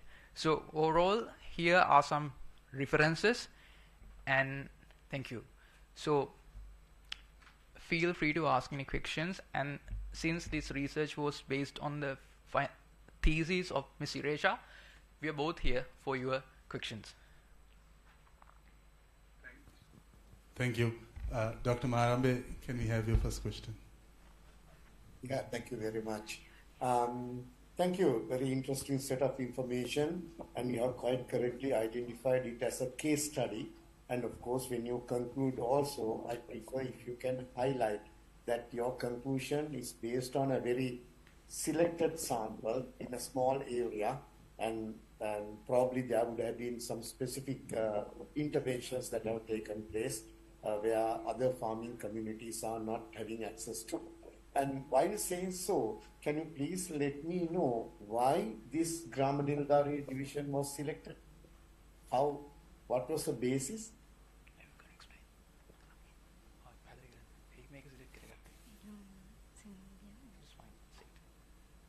So is it okay if we use Sinhala, since there is a small language barrier? It doesn't matter. Sinhala නට කමන්න මට දැනගන්න ඕනේ ඇයි මේ ග්‍රාමීණධාරී වසම තෝරගත්තේ කියන්නේ.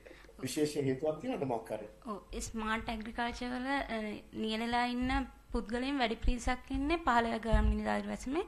ඒ හින්දා තමයි area ඔව් ස්මාර්ට් ඇග්‍රිකල්චර් ටෙක්නොලොජිස් මෙතෙන්ට හඳුන්වා දෙන්න මොකක් හරි උත්සාහයක් තිබ්බද මීට කලින්? එහෙම මේ පොඩි ප්‍රෝග්‍රෑම්ස් තිබ්බට ඒක ගොඩාක් ප්‍රායෝගිකව කරගෙන යන්නේ 15 වසරෙන්. ඒ නිසා තමයි මට දැනගන්න ඕනේ මේ ග්‍රාම නිලධාරී වසමේ ඉන්න ගොවීන් ඔවුන්ගේ සෝත්සාහයෙන් ඔවුන්ම දැනගෙන ඔවුන්ම හිතලා මේ ස්මාර්ට් ඇග්‍රිකල්චරල් ටෙක්නොලොජිස් වලට යොමු වුණාද, සුහුරු තාක්ෂණයට යොමු වුණාද, එහෙම නැත්නම් වෙනත් ව්‍යාපෘතියක ආධාරයෙන් ඔවුන්ට ලැබිච්ච යම් උපදෙස් වගේම අවශ්‍ය තාක්ෂණික මෙවලම් මාස්ටරෙන් මේකට යොමු වුණාද කියන්නේ? සමහර තාක්ෂණික මෙවලම් එක ආයතන වලින් ලබා දුන්නත් එයාලගේ මේ ඒකෙන් තමයි يعني කිසිම ෆන්ඩ් එකක් නැතුව තමයි එයාලා සෝත්සාහයෙන් කරපු දෙයක් තමයි. ඒ කියන්නේ කම්බයින් හාර්වෙස්ටර්ස් එම අරන් තියෙන්නේ ඒගොල්ලන්ගේ වියදම. ඒ කියන්නේ ඒ අය වගා නොකරත් වෙනම ගොවීන් ඉන්නවා ඒ ප්‍රදේශයේ ඒ හාර්වෙස්ටිං මැෂින් එයාලා වගා කරන්නේ නැහැ. නමුත් එයාලා ඒක කුලියට දීලා ඒ දේවල් කරනවා. ඒ කියන්නේ එයාලා වගා නොකරට ගොවීන්ට ලබා දෙනවා. That's an important point. I think I must commend the farming community in that area. Even though most of the projects will provide the related know-how, equipment, machinery, and whatever the consumers that people require, very few farmers will continue with the practices with their own interest. So it's looked like this Grama Nilධාරී division, the farming community, is well organized as I see, and they are making maximum use of whatever the material that they have received. I think it's good to know, I mean, to complete your study later, good to know what impetus was there. මොකද්ද මේගොල්ලන්ට මේ තිබ්බ මේ ඇඟ ඇතුළෙන්ම පැනනගින මේ දේ මේ කටයුත්ත ඉස්සරහට යන්න නේද? දැන් තාක්ෂණය තුනට තාක්ෂණය ඇදගෙන දුවන පුද්ගලයෝ හරි අඩුයි නේ ලංකාවේ.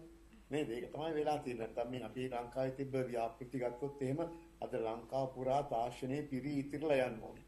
ඒතර ඒ දේ සිදු නොවි මෙවැනි ස්ථානයක මේ දේ හොඳින් සිද්ධ වෙන්න ප්‍රධානතම හේතුව මොකක්ද උනේ කියන එකත් අපිට හොයලා බලන්න පුළුවන් නම් මම හිතන්නේ වඩා වැදගත් වෙවි. මේ වගේ දේවල් වෙන ස්ථාන වලට ගිහිල්ලා අනිත් තැන්වල අපිට ඕන කරන්නේ ඒ වගේ පුද්ගල කොටාශයක් පමණයි අත්‍තරම නේද? ඒ රටේ ඉන්න හැම එකම මේ දේ කරන්න ඕනේ නැහැ. So if you can do such type of work, get that particular information and tag it to your future presentations, that will be very useful. Thank you very much. Thank you, sir. Thank you, Professor Manambi. Dr. Wahala, can we have your question, please? Thank you.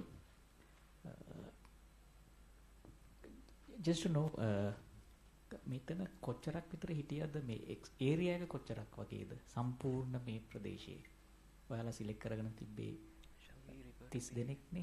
So there were 56 farmers who are engaging in the smart agriculture. Yes, I'm asking about the extent. So 356 small scale paddy farmers were there. And there were people around 1,600 in this. Is it area? The Gram Niladhari was. Okay. I'm asking the paddy paddy extent. වගා කරලා තියෙන කුඹුරු ප්‍රමාණය අක්කර hectare ප්‍රමාණය කොච්චරක් වගේද ඒ සම්පූර්ණ ඔයාලා දල වශයෙන් ඒක මේ මගේ දැන ඉගෙනීමෙන් නිසා වෙන මේ ප්‍රමාණය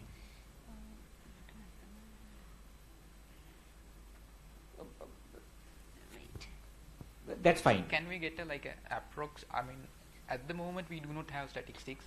So no worries. From this map, which was created from the ArcGIS, so I hope if we do small math, like a approximate math, we just assume things. I think it's around 40% out of this square. Yeah. Again, I'm asking the extent. ඒ කියන්නේ hectare කොච්චරක් වගේද කියලා. කමක් නෑ මම ඒක ඇහුවේ වෙන හේතුවකට. මේ අනිත් එක තමයි as Professor Buddhi mentioned, now as also you have requested some comments to for further study. I would prefer if we can have a comparative study, selecting another sample as you have highlighted some of the findings like race of profit. You can have a very good comparative study on that. Coming back to the previous question, Mamaraka Ahuwe, now if you can remember, I have mentioned previously, as we see some concept like carbon trading to address climate change, right? So that will support some financial, give some financial assistance on certain methodologies. Now the problem with the paddy, and as I mentioned very quickly on the Indian project, the pilot project, what they are trying to do is dealing with I think 15,000 hectares of the land with individual farmers. So the promote them එයාලව පුරුදු කරනවා අර තියෙන alternative dry and wet method පොඩි measurement වලින් very simple techniques වලින් එතනදී අපිට බලා ගන්න පුළුවන් කොච්චරක් විතර ඒ method එක පාවිච්චි කරන්නේ නැත්නම් methane emission වෙනවද ඒක කරොත් කොච්චරක් methane emission එක අඩු වෙනවද that gap can be considered as a carbon reduction that can be converted into carbon credit. So as Professor Buddhi mentioned with his the comments on the how they have engaged in this type of practice. ඒ කියන්නේ මෙතන මේ ගලේ වෙල ඉන්න farmersලා අර කියන විදිහට එලා හරි උනන්දුවෙන් මේක කරන කට්ටිය නම් we can see a potential at least to come up with a pilot project to come up with a carbon credit project which can be considered to support them additional financial assistance. I cannot confirm, there are a lot of other aspects that we have to consider. So that is just to understand from my end. And also if you are continuing that study, this area, we can get some other people, so those who are expert on that area, their comments on that to engage to see how this case to convert into climate support kind of a model for the system in that area. So that is my comment. Okay. Thank you, sir. Thank you very much. Thank you, Dr. Bala. Professor Veerasinghe, maybe you have a question. Okay, thank you. Thank you for both of you for initiating that the small farmers, especially with the paddy cultivation. And because you asked some suggestions for your improvement of your work, I felt like you started with smart agriculture, but you didn't give like exact practices what they are doing as smart agriculture, because it is really broad, right? And each part you can give what are the practices at least in that area the farmers are doing. And with that, I want to ask, like, you know, the land use map, when you are preparing with ArcGIS, it is a vector map. You can easily get the polygon measurements, the area calculation, right? And that will be really important, the percentages of the area. And then actually what are the, like Professor Manabe raised that question, the people still they are doing this, or they are hiring the facilities to other areas? Madam, can you raise it in Sinhala also? Shall I translate it for you?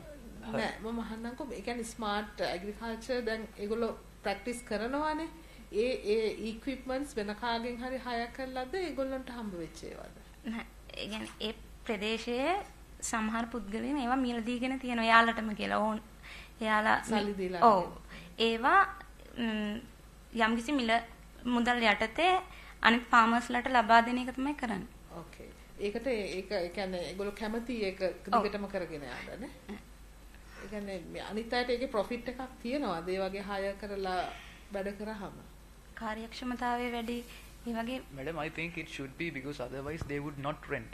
Yes, the cost they can't bear it, so there should be definitely a profit. And ඒක ඔයගොල්ලෝ බැලුවේ නැහැ නේ no madam, we did not consider about that. Yes, and that also I think really important, whether it is like continuing, right? Okay, thank you. Thank you, madam. Thank you both. We now open the floor for a very short conversation on these topics, as we are running out of time. Yes. So I am from the Department of Agriculture, Assistant Director of the Sustainable Agriculture Research and Development Center, Makadurgon. මට මේගොල්ලන්ගේ අහන්න දෙන පොඩි ප්‍රශ්නයක්. දැන් මේ smart agriculture කියලා තමයි මේ ප්‍රසන්ටේෂන් එක කරගෙන යන්නේ. ස්මාර්ට් ඇග්‍රිකල්චර් අපි පැඩි කල්ටිවේෂන් පාවිච්චි කරන විදිය කියලා. නමුත් මෙතෙන්දී ස්මාර්ට් ඇග්‍රිකල්චර් කියලා අපිට පෙන්වන්නේ මැෂින් එක පාවිච්චි කරන එක විතරයි. හැබැයි ওই මැෂින් එක පාවිච්චි කරන එක ලංකාව පුරාම හැමතැනම කරනවා. ඒක මේක ඒ ගලවෙලේදී කවිතරක් නෙවෙයි හැමතැනකම මැෂින්ස් පාවිච්චි කරනවා. නමුත් ස්මාර්ට් ඇග්‍රිකල්චර් කියන එක ඉන් එහාට ගිය එකක් විය යුතුයි. මැෂින් එක විතරක් කියන එක නෙවෙයි. මම කියන්නේ දැන් ඔයාලා ඇහුවා අපෙන් ඉස්සරහට මොකද්ද මේක වෙනස්කම් කරන්න අවශ්‍ය වෙන්නේ කියලා. අපේ දිනනවා ඩිපාර්ට්මන්ට් එකේ NICC එකෙන් ඩෙවලොප් කරපු ගොවි මිතුරු කියලා ඇප් එකක්. ඒ ඇප් එක හරහා ඔයාලට බලන්න පුළුවන් ස්මාර්ට් ඇග්‍රිකල්චර් පළතුරු එළවලු සහ වී වලට කොහොමද අපි යූස් කරන්න බලාපොරොත්තු වෙන සහ දැනට කරන දේවල්. ඒවත් පාවිච්චි කරන එක යෝජනාවක් මගේ. අනිත් යෝජනාව තමයි අපි මට තේරෙන හැටියට විශේෂ හේතුවක් මට දැනුන්නේ නැහැ ගලේවල තෝරගත්ත එක සම්බන්ධයෙන්. ඒ නිසා වඩා හොඳයි ඔක පයිලට් ප්‍රොජෙක්ට්ස් හැටියට ස්ථාන 3-4ක ඉදිරියේදී කරලා ඇවරේජ් රිසල්ට් ගත්තොත්. Thank you, sir. Thank you. We are running out of time. That's the only problem. Can we? Right. Thanks. Maybe after the like a networking session, if it's want to maintain the professionality, we can answer. But it's fine. Right. Okay. We'll move on to our next session.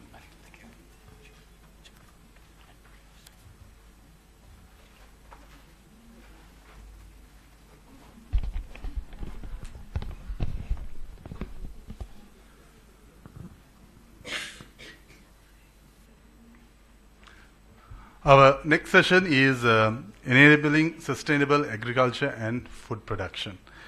So as the next part of the research dialogue, we have presentations under the category enabling sustainable agriculture and food production. So I would like to welcome Mr. M. Vivekanandam from the Department of Mechanical Engineering of the Open University of Sri Lanka to present his work on revolutionizing soil nutrient assessment, a novel Venn array-based sensor for precise crop monitoring in Sri Lankan agriculture. Over to you.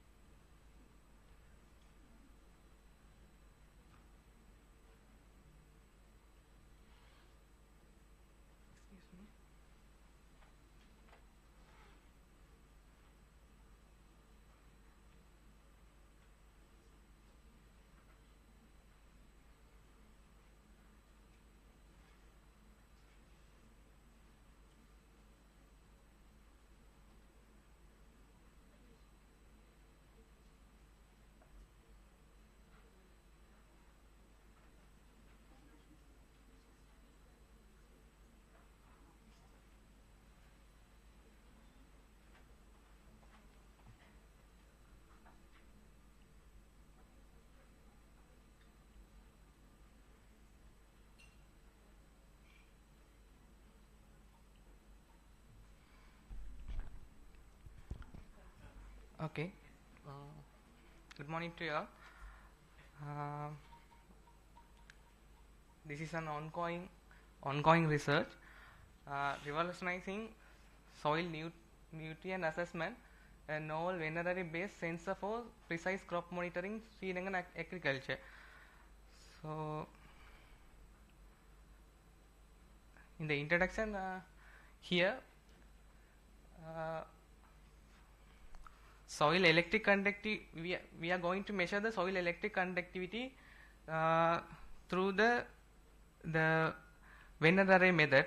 There are several sensors, but I am proposing developing new sensor. It can be used in smart farming. So we can with the sensor we can measure the soil electric conductivity directly So we can able to assume the ions in the soil and also the water content. So it plays a vital role in the modern farming, like smart farming. So here it helps to predict the soil nutrients and the crop health. So current sensors have often give inaccurate data, making nutrient management tough. So this research introduced an innovative sensor based on Venera concept in monitoring crops in Sri Lankan agriculture.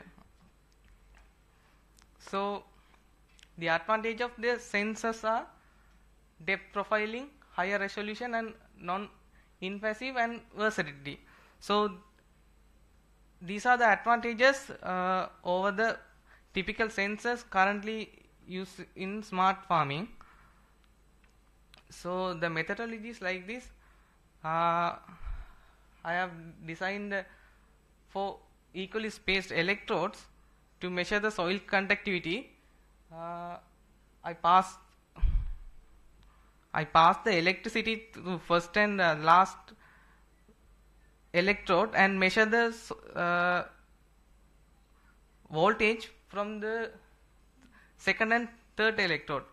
So it was tested with a soil sample continuously using Arduino and taking the readings from the serial monitor of the Arduino tool. So then the soil sample was let to dry, and later it was watered and readings were recorded. So this was the methodology I followed. So these are the results. So I applied the current from the one end to one end and get the readings. It was the serial monitor value was 149. Then I changed the polarity and get a different settled value. Then that same test was giving the output of 3.3 voltage, and it was settled around 101. It took some more time to the previous test. So when I add some water to the soil, the values got raised to 252, and from the other end it was like minus 249, like that. So since ongoing research, I could complete this kind of methodology. I could test. So from the test I made some conclusions. So when the soil samples were watered, the readings change accordingly.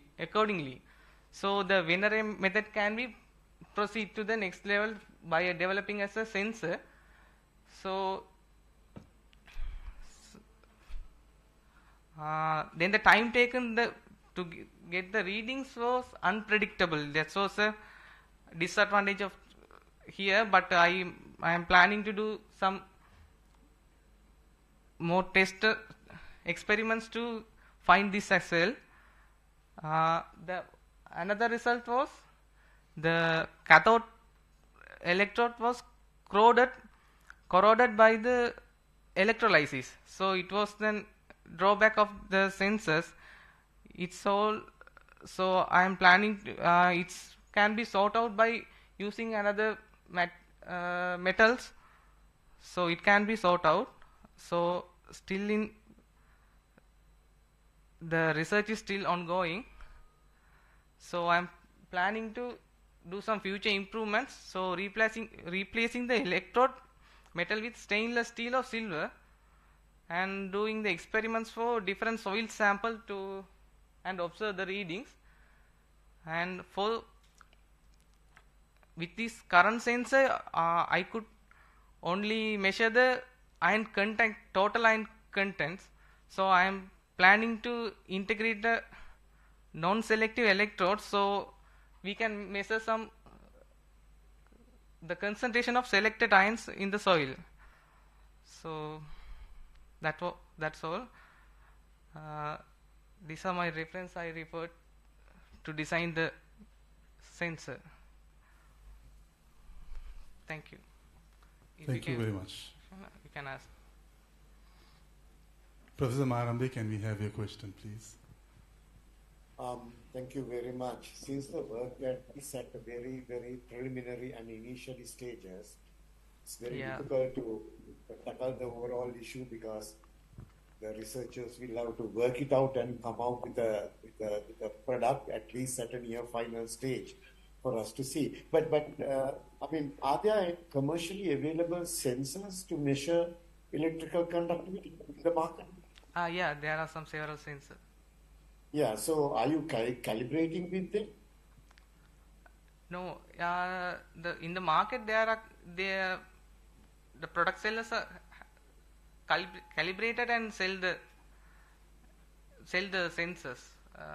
Yeah, I mean, for example, the sensor that you are trying to develop. After the development, I have to calibrate them. Yeah. So what is the standard, or what is the standard sensor that you are planning to use at this stage? At least, if you have any idea at this particular time. Things change in the future, I'm sure. For the calibration, right? Yes. Yeah. What is the best sensor? I mean, it doesn't matter. You don't need to mention about the Finland company called Soil Scout. They are producing a sensor. Currently, it's the best in the world for the soil. Okay, soil I don't have much detailed questions at this particular stage. Thank you very much. Mr. Sathurasinghe? Yeah, thank you for your presentation. Again, sort of a new technique. But again, as Dr. Marambe mentioned, now we are in the really initial stage. So you have already mentioned your limitations, and but now you have in your presentation initially you mentioned that the other technology or the other sensors are not really working, and now you are trying to improve on that. Now, are these sensors being used in the field in Sri Lanka? The other sensors you mentioned for testing purposes, soil testing purposes? Sorry, I couldn't get. No, the other sensors you mentioned. Yeah. Are they being used in Sri Lanka for soil testing purposes? Yeah. But you have seen the weaknesses, so that is why you wanted to sort out, improve it. Yeah, the typical sensors sometimes give us fluctuations in the soil electric conductivity. So I wanted to sort out by this method, Winter-Array method. Mm-hmm. So now the one you have developed is sort of an improved version of those sensors, right? Yeah, exactly. Okay, right. Professor Veerasinghe? Okay, thank you. Thank you, Vivekanandan, for your initiative of this the sensor development. That is very important for us.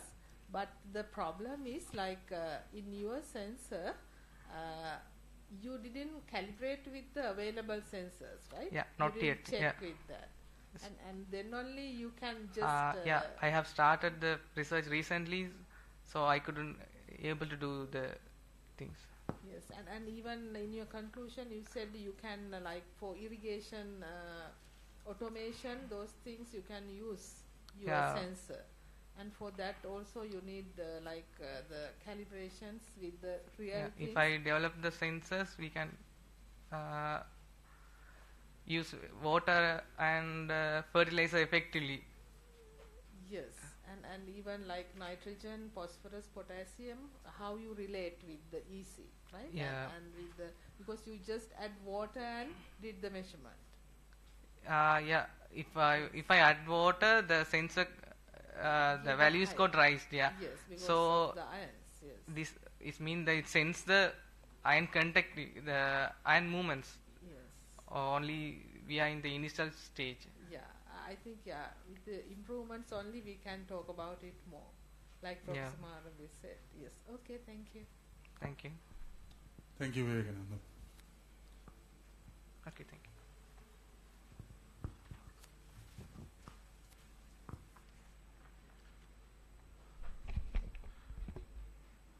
Our second presenter will be present on enabling sustainable agriculture and food production. So I would like to invite Ms. UDR Udari from Hector Cobacadua Agrarian Research and Training Institute to present us her research on banana food systems for enhancing the livelihoods of small, medium-scale agri-producers, a case study in Rajangani.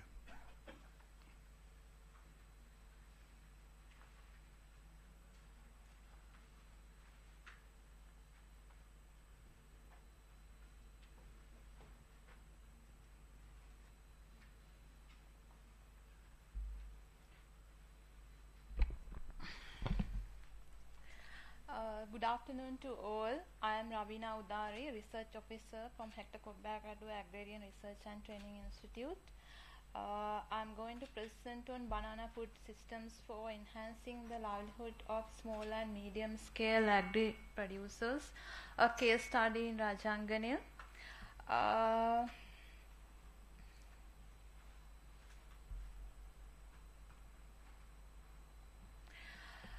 Banana is one of the most important fruit crops in Sri Lanka, and in terms of production, consumption, and considering the land use also it's important.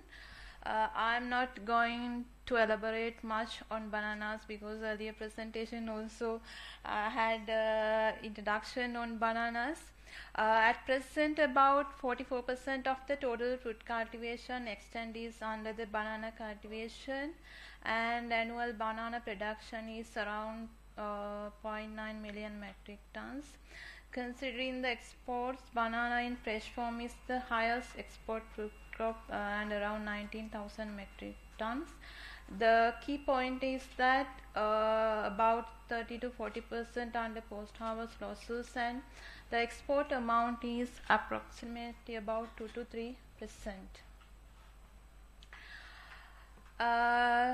There are huge diversity of bananas in Sri Lanka. There are 29 banana cultivars, including 2 wild species. The most consumed varieties are Ambulsini, Kolikuttu, Ambum likewise, and ash plantain is the cooking variety. Banana can be profitably grown throughout the country at any time of the year and plant yields fruit year round.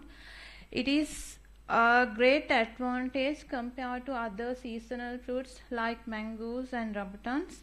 So, considering the banana cultivation extends, until recent banana cultivation was limited to home gardens, so very small scale cultivations, but now it has become a commercially important fruit crop grown in large scale.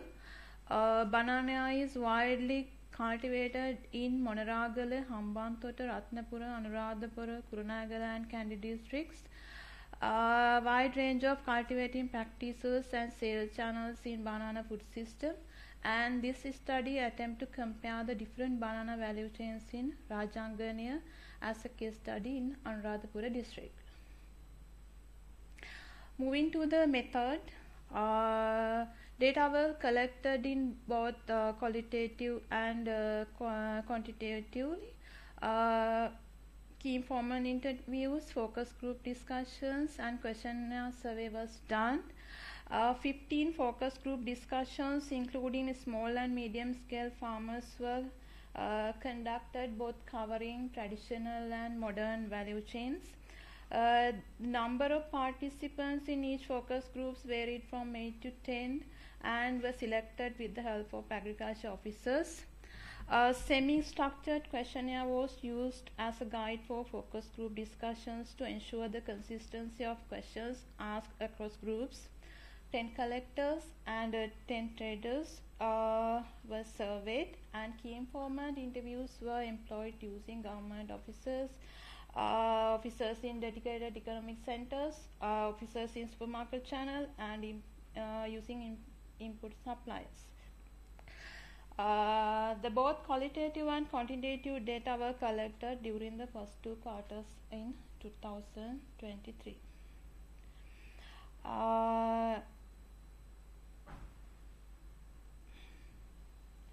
Moving to the data analysis, we used descriptive analysis.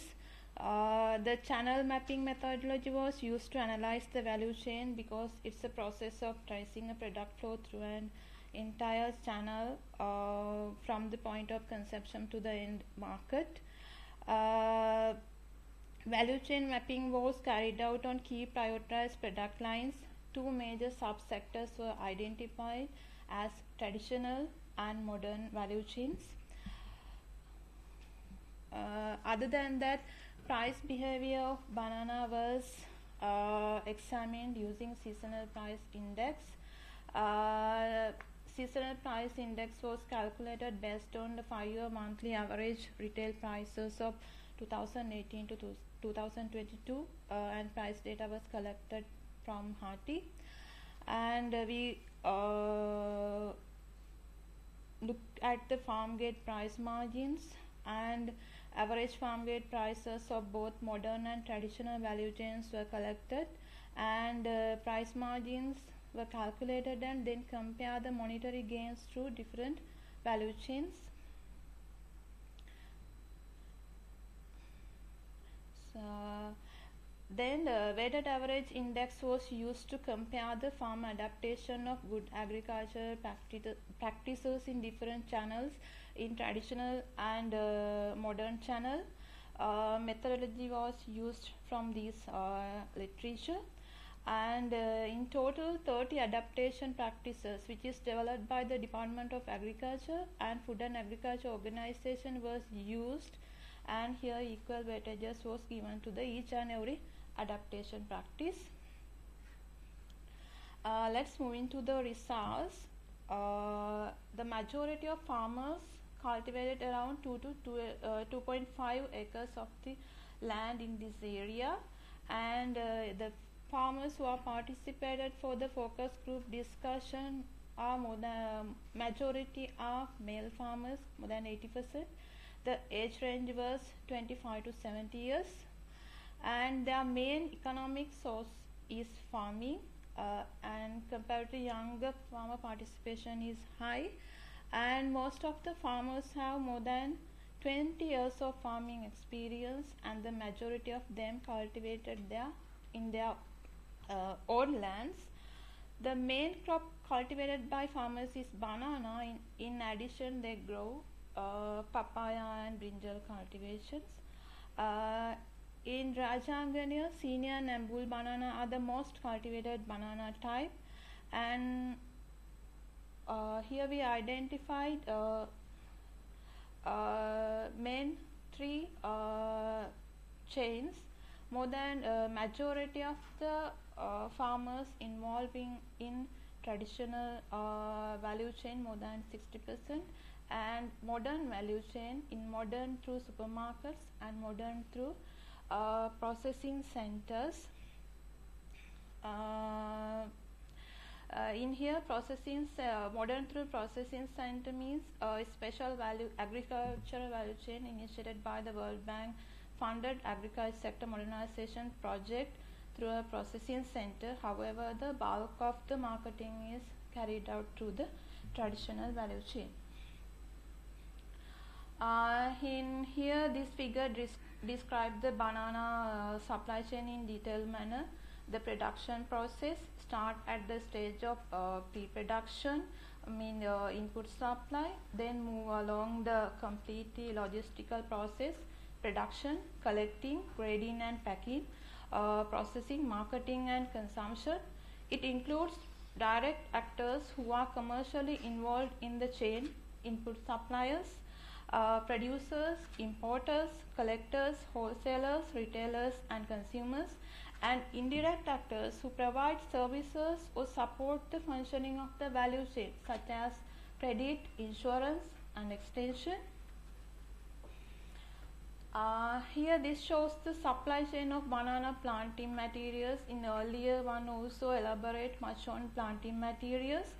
In majority of the farmers use own planting materials. Here there are three channels. Channel 1, more than around 80% farmers use own planting materials.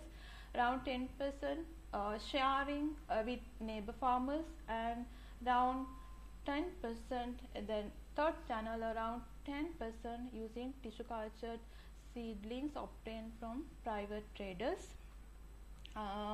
Majority of the farmers use their own planting materials. More than 90% use suckers as planting materials, and others use tissue cultured seedlings. However, as the earlier mentioned, here also farmers experienced inadequate supply of tissue culture plants and a long lag period between placing the order and receiving the planting materials. Let's move on to the traditional value chain. As I mentioned earlier, the bulk of the marketing is carried out through the traditional value chain. The intermediaries begin with the village level collecting agents, and the most common marketing channel is the farmer, collector, wholesale at DEC, retailer, and finally consumer. However, the commodities follow different channels depending on the distance of the market to the producing area, involving more intermediaries.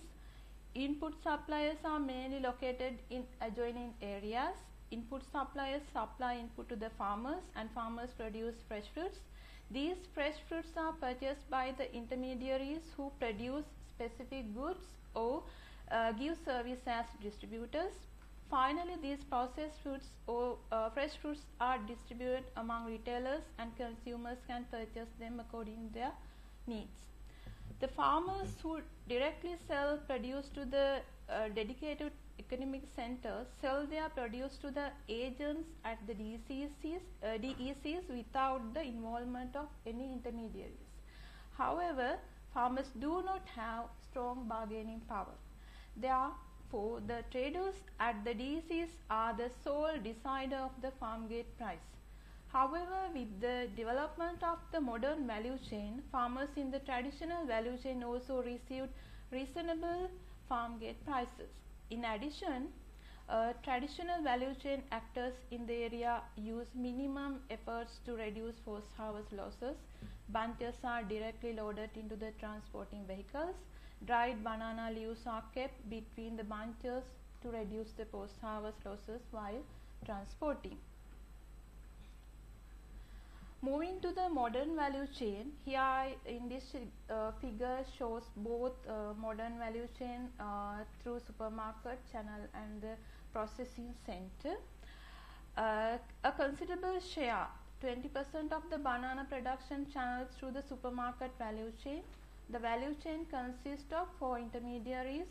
Among them, the most common type of value chain is a farmer, village level collector, regional supermarket collecting center, central distribution center, supermarket, finally the consumer.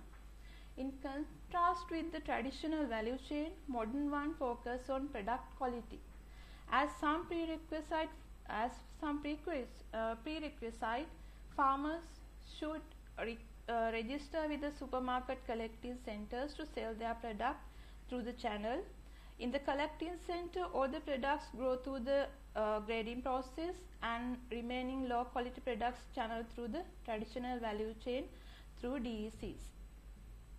Farmers in the modern supermarket channel, farmers received pre-agreed farm gate prices. Therefore, farmers are less vulnerable to price volatility. Afterwards, when talking about the modern value chain through processing center, A small share of Ambul banana production, around 5%, is marketed through this channel. It mainly purchased high quality Ambul bananas for the export market for Dubai. The most prominent feature of this value chain is that it consists of only two intermediaries. The value chain can be identified as farmer, processing center, exporter, export market. This minimum level participation of intermediaries along the value chain ensures high quality standards, minimum post-harvest losses, less transportation cost, and guaranteed higher prices for the producer. It is assisted by the Agriculture Modernization Project and provide a relatively small value chain when compared to the traditional value chains. In here also, low quality products are channeled through the supermarket collection center or sold for the value addition.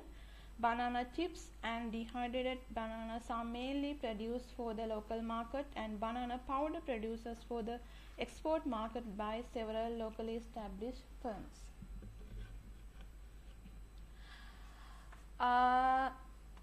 In the conventional marketing flow through dedicated economic center or other wholesale markets does not have mechanism to safeguard the quality of agricultural products. The research team was able to see how the banana bunches brought to the economic centers for sale were kept in the hot sun. In addition, the higher wholesale margins according to the numerous intermediaries result in lower farm gate prices and higher retail prices in the traditional value chain. In this survey found that the share of producer price to the retailer price was in the range of 40 to 60% in the traditional value chain. Considering the price behavior, we examined the price behavior of Calicut, Seeni and Ambul bananas using seasonal price index. In seasonal price index, the annual price is equal to the 100 and the values above this level means that the supply is inadequate to meet the market demand, whereas below 100 means excess supply compared to the demand. Prices tend to trend up from August to December because of the high demand. Again, starting from January to July, there is an excess supply tend to decline the prices. Considering the farm gate prices,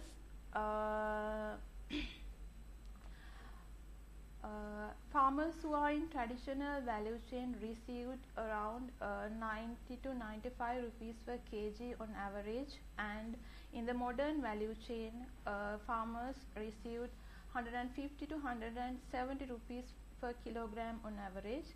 According to our calculation, the farm gate price margins, it indicates that the traditional supply chain diverges the monetary gain of 37% when compared to the modern one. Considering the weighted adaptation of good agricultural practices, according to the weighted average index, modern value chain through processing center had the highest gap adaptation index. It's around 0.86. Out of 30 good agricultural practices, that channel, the farmers who are involved in the modern value chain through processing center adapt 26 good agricultural practices, and considering the supermarket channel, on average 20 good agricultural practices were adapted by the supermarket channel, and minimum good agricultural practices adaptation was found in traditional chain. It's around as an index 0.2, or out of 30 good agricultural practices, they followed 6 practices commonly.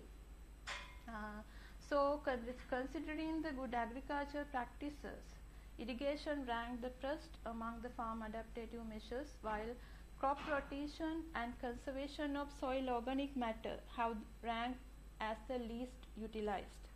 So considering these channels, the most prominent feature of the modern value chain participant is that the majority of the value chain actors adapt good agricultural practices, this positive trend can be identified in almost all nodes of the chain.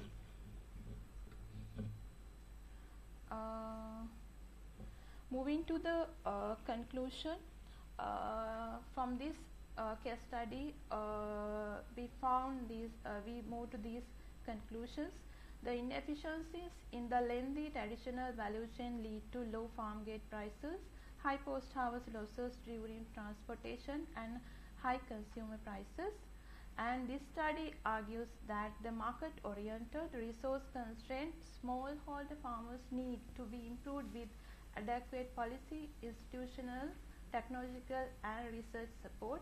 And finally, the agricultural adaptation is context-specific, and the economic effectiveness of adaptive strategies is imperative for the enhancing the livelihood of small and medium-scale agricultural producers. These are the references. With that, I am going to conclude my presentation, and thank you. Thank you, Udari. From our review panel, first question is from Dr. Wal. As is regarding the value chain, we have identified 3 conventional and 2 modern. With the curiosity of post-harvest losses, have you came across with the variation of the post-harvest losses in numbers compared with these 3 value chains? No, actually, we are not sound in technical assessments on the post-harvest losses. I think while reviewing the literature, the recent literature I found in 2023, they assessed Ambul bananas post-harvest losses in IPHT. They are concluding that it's around 27%. And earlier ones in 2002, I found one, it's mentioned that 30%. So I think some adaptations and modifications have been come across through the time. The recent one is around 27% for Ambul bananas. Okay, thank you. And there's one more clarification, not a clarification actually. Now, when you look at the market share of the production, the value chains, so 85%, 65% still with the conventional value chain. Do you see any shift or trend in moving towards from this conventional, the conventional traditional value chains towards this modern value chain, or these modern value chains, the market, the share is already saturated? Though it's improving, because earlier there was only 2, traditional and modern through supermarkets. But recently, agriculture sector modernization under the project, they initiated this Ambul banana and exporting like that. That create this around 5% that channel. But that's why we are doing what's the differences and how farmers gain those things. So I think they are moving. To expedite this movement, so what is your suggestion? What type of interventions? We need initial cost, technical assistance, extension, like that. I think those that guidance is under the project. They are facilitating that farmers for produce quality bananas. Thank you very much. Thank you. Thank you, sir. Professor Maharambe, may we have your question, please? Yeah, thank you very much. I have 2 simple questions. One thing is, did you calculate, when you look at the 2 value chains, forget about the latter part after production, you're talking about farm grade prices, but did you calculate the farmer profits in these 2 systems? No, sir. In here, we are not much look at on cost side. We just go through the prices. Actually, this is a part of this in our study. We conducted considering many other crops, brinjal, beans, and in the banana is one part of that study. So we are not much consider that cost and profit part in here. Why I ask that question is that will be very crucial, because farmers will move on with this new technology provided that they get a better profit than what they have been practicing. Because we have to understand there have been a lot of grant money being given to farmers in terms of equipment and so on. So suppose people, if the maintenance cost of those goes high, if the farmer earns lesser profit, then finally they will go back to the initial system if they have given better profits than what is happening right now, isn't it? So that's something that if you can incorporate that, you can say with and without intervention. You can incorporate the cost that has been spent. It's a massive cost, definitely. And then without intervention or without that cost component also, you can try to do the analysis separately. And also one important thing is that before these interventions being done by the agriculture sector modernization projects, there were business plans done. So if we can have access to those business plans and then try to compare with what exactly happening at the ground level, that will help you to give a kind of a directive saying that, of course, we have been very ambitious at the very beginning, that naturally it happens. But the actual ground reality is this. Sometimes even ground reality would have been better, we do not know. So try to do that comparison also in your study, which will be a very great one. Thank you very much. Okay, thank you, sir. Thank you. Mr. Satrusingha, can we have the final question, please? Yeah, thank you, Dari. Now you mentioned that still now the community you have discussed is the young people, but still they prefer the scenic hell and bull over high price varieties like Kolikuttu. Can you give us any reason for it? I think like earlier scenario, the demand most in Rajangane they go for senior and Ambul bananas. I think the demand for Ambul is mainly for that export purpose, and I think the Rajangane is mainly they are going for cultivating for senior and Ambul. Thank you. One reason is the phenolization in this area. Well, very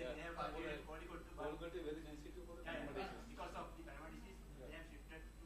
That is the main reason. Otherwise, they target. No. Before 5 years ago, 2 years, they have cultivated Kolikuttu. And Mr. Sangeet is in this team, and more than me, he has field experience. Yeah. Okay, thank you. Thank you, Dara. Thank you all. Thank you.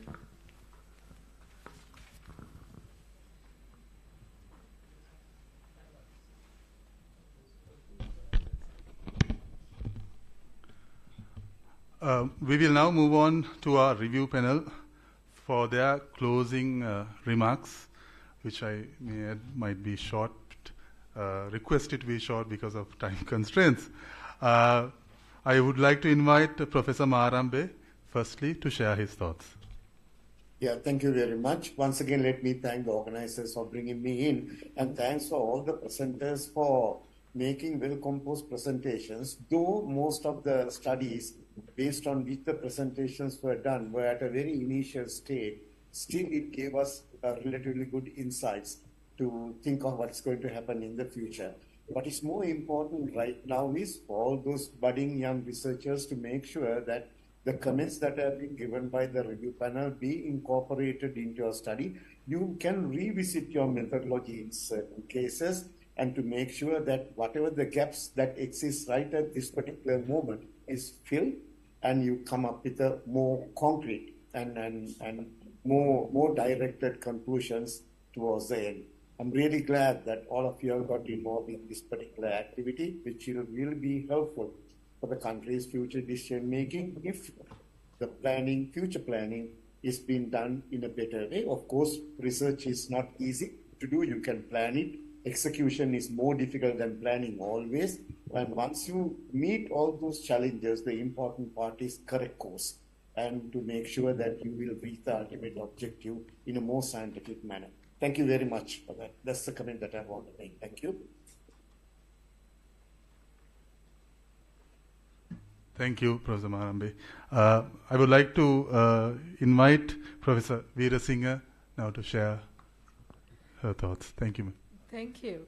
I also would like to thank all organizers who invited me and the presenters. I think they did really good job, and with different areas they discussed their work.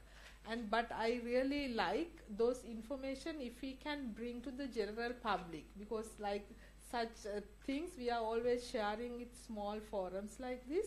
This dialogue I think should goes to in the general public. I really encourage any organizers, if you can do that, like some different ways like discussions or media, anyway, like to bring those information. That really important for the farmers.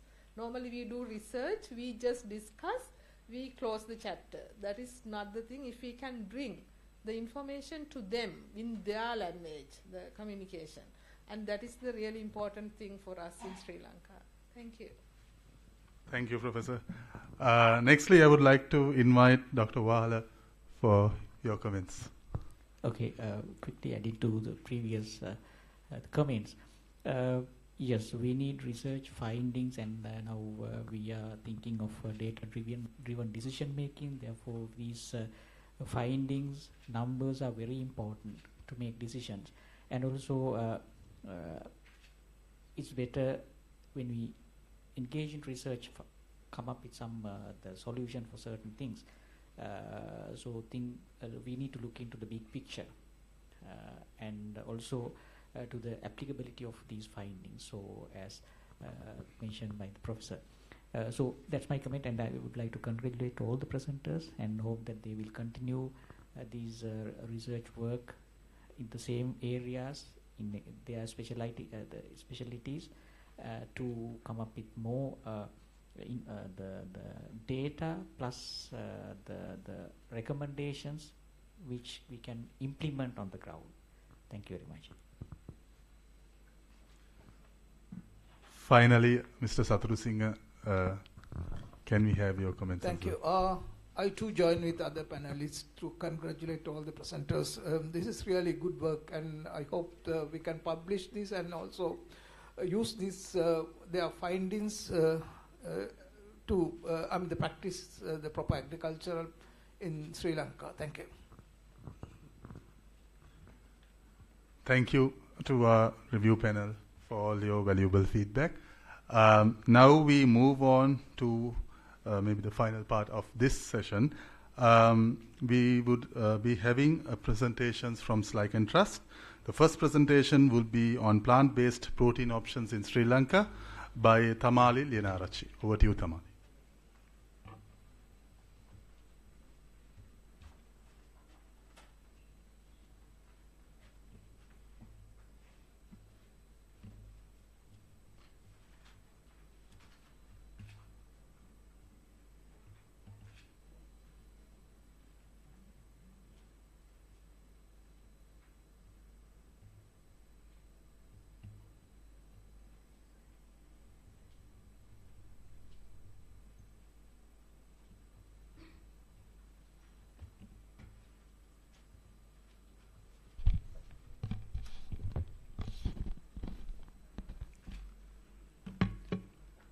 Thank you, Mayantha.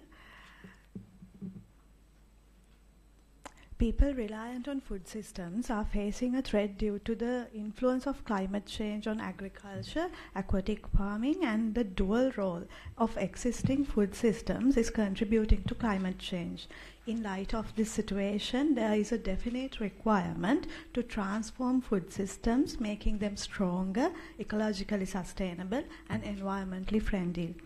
As a part of Slyke and Trust's efforts to enhance the resilience of food systems, we wanted to explore the plant-based protein sources available in Sri Lanka to identify the needs and opportunities in local plant-based food systems and facilitate opportunities through capacity building, skill development, finance, research and development, technical support, incubators and accelerators, enabling policy and regulatory environment, and multi-actor partnerships. I'm Thamali Liyanarachi from Slyke and Trust, and today I'm presenting our ongoing research on plant-based protein sources. Proteins are essential for all living organisms, and every plant contains some protein. We can add protein-rich plant-based food items to our diet as a supplementary intake of proteins. Legumes is a broad category that includes all varieties of beans, lentils, chickpeas, peas, and peanuts, containing lysine, an essential amino acid which is in short supply in many other plant-based foods. The whole grain should not be ignored when considering dietary protein sources. Rice, cowpea, corn, green pea, millet, and black gram are common grains in Sri Lankan diets. Nuts and seeds provide proteins and essential minerals with significantly favorable fatty acid profiles in terms of cardiovascular health. When we look at the factors contributing to increasing attention to plant-based proteins, we see that potential health benefits associated with increased intake of plant-based diet is a key reason for the consumers. Consumers are also concerned regarding the adverse health effects of consuming diets in high animal protein, for example, increased saturated fat, which can cause cardiovascular problems. The need to improve environmental sustainability of food production is gaining the recognition of the consumer as they become environmentally conscious. There are ethical issues regarding the treatment of animals as well. And the main reason for Sri Lankans, considering the fluctuations in the local economy, the affordability of plant-based proteins compared to the animal proteins, especially fish, which is usually a significant source of protein in Sri Lankan diet. We have identified 24 plant-based proteins and ranked them here based on their protein content per 100 grams.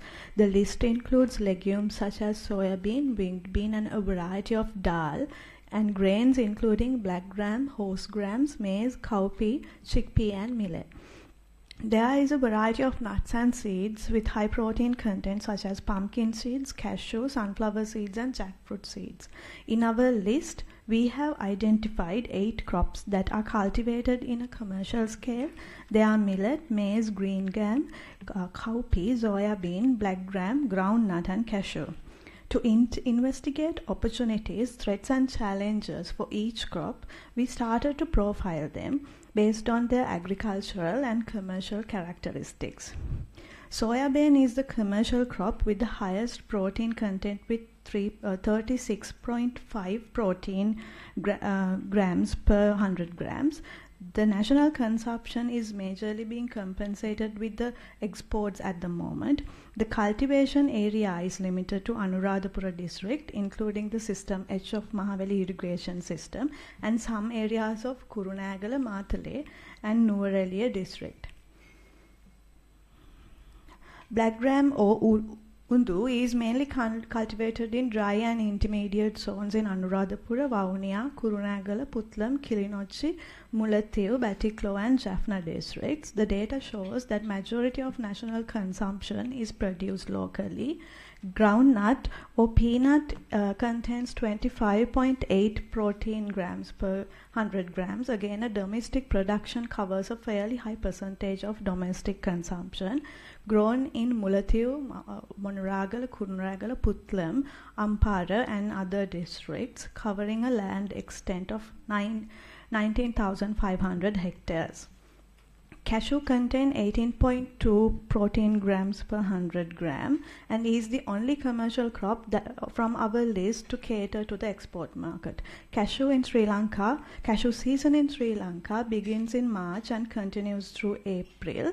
Cashew is cultivated almost all districts in country. However, the extent is substantial in dry zone areas, especially Putlam, Mana, Vavuniya and Jaffna districts.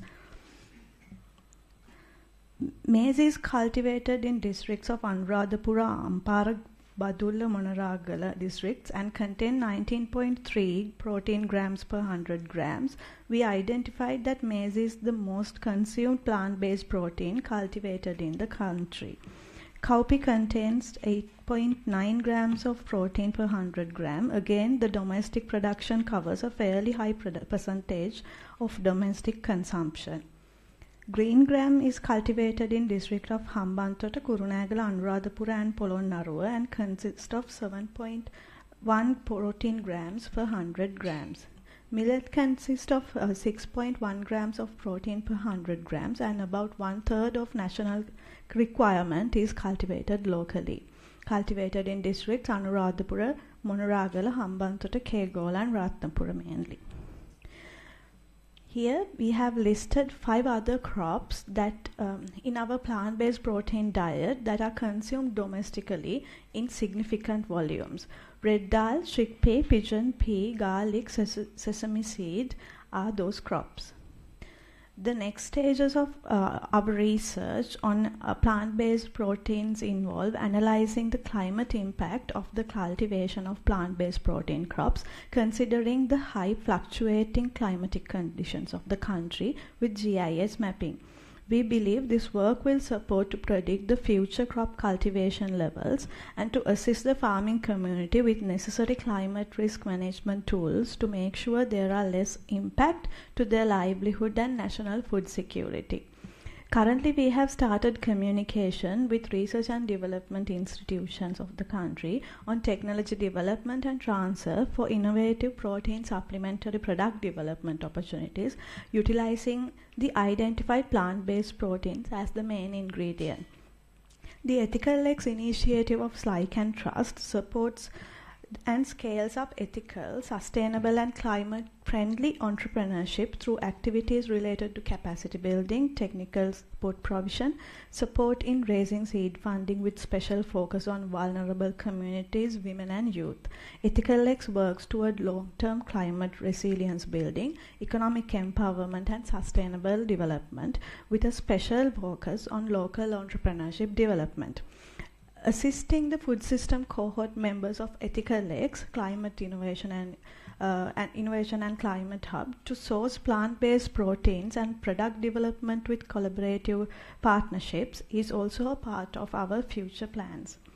If you are interested in the work we do on plant-based protein food systems, if you have any innovative ideas that align with our research goals, we would like to hear from you. You can reach out to us via the contact details shown in the screen.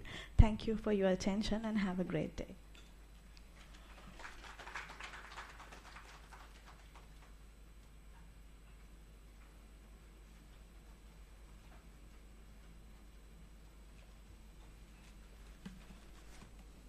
Thank you, Thamali. Next, we have our colleague Thilani Gunathilaka, who will presenting a case study on climate resilient food systems in Sri Lanka.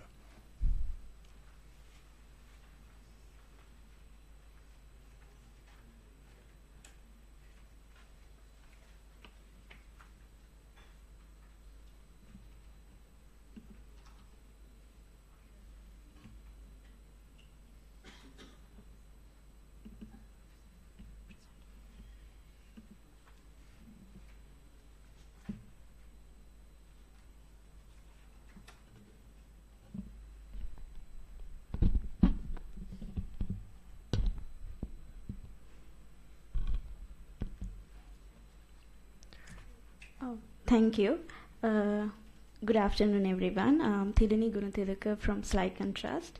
So I'll be speaking on a brief summary of the activities conducted by Slyken Trust on enhancing climate risk management and financing in Sri Lanka through multi-actor partnership and inclusive processes. So basically basically few outputs of our activities. So as we know that agriculture plays a major role in the economy of Sri Lanka, and also Sri Lanka is one of the most vulnerable countries to climate change, and it has been always disturbed by these impacts, especially in the dry zone of Sri Lanka. So food systems in Sri Lanka have faced the impacts of climate change, and it is important to ensure a secured food system which is sustainable, ethical and climate friendly for the future. So in that case, it is important to strengthen the awareness and understanding of sustainable, ethical and climate friendly food systems from ground level. So we at Slyken Trust engage in evidence-based research, policy analysis, identification of entry points and opportunities, knowledge sharing and dissemination, capacity building and capacity building of key actors. So as I mentioned before, we have been working in climate risk management under the project on multi-actor partnership on climate disaster risk finance and insurance in the context of Resilience Global Partnership.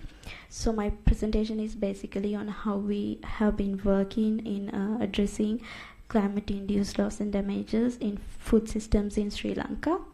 I will provide you a very brief overview of the multi-actor partnership and few of our outputs with the limited time we have. So the main goal of this multi-actor partnership is to reduce the negative impact of climate change and disasters on vulnerable populations, particularly farmers in Trincomalee and Anuradhapura districts. So we work with different groups like vulnerable communities themselves, organizations that can help with these efforts, and civil society groups within the country in this affected and on a larger scale at international level. So during the past few years in implementing these activities, we have been engaged, we have been doing 17 international events, 20 consultations, group meetings,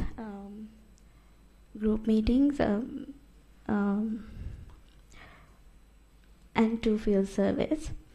So throughout this, the first phase, around 1,300 stakeholders representing various sectors joined us in person, and more than 8,000 individuals joined online.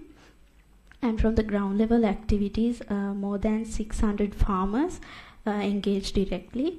The second phase of this project is currently being taken place. So with the data collected through the activities, we could come up with 2 case studies, one on addressing climate and disaster risk in Sri Lanka, and the other one climate risk management in Sri Lanka's agriculture sector, that is on a farmer's perspective. Here the experiences and ideas were taken into consideration. Farmers' experiences and ideas were taken into consideration in the districts of Anuradhapura and Trincomalee. So they are available on our website. You can go to www.slykentrust.org and go to our knowledge portal, and the case studies will be available for you to read. So as I said before, the study was carried out in Anuradhapura and Trincomalee districts, focusing 2 divisional secretariats in each district. For these case studies, data were collected from January 2020 to October 2022. So you can see this. I have put some a representation of our case studies. These are the case studies that you will see, which will be available on our website. I'll give you a brief introduction, an overview to the case study on addressing climate and disaster risk in Sri Lanka. So this gives an overview of the operational modalities of crop insurance scheme and a snapshot of the enabling environment and policy landscape for crop insurance in Sri Lanka. Also a summary of compulsory and voluntary public crop insurance in Sri Lanka based on coverage of crop insurance. For an example, under the compulsory scheme, 6 basic crops such as paddy, maize, soybean, big onion, potato and chilies are insured against disasters like floods, droughts, dry spells, and even pest diseases and wildlife attacks. And for voluntary scheme, farmers have the option to insure additional crops like green grams, black gram, peanuts and other vegetables. And it covers premiums, triggers and payouts, outreach, data information, and information on laws and regulation.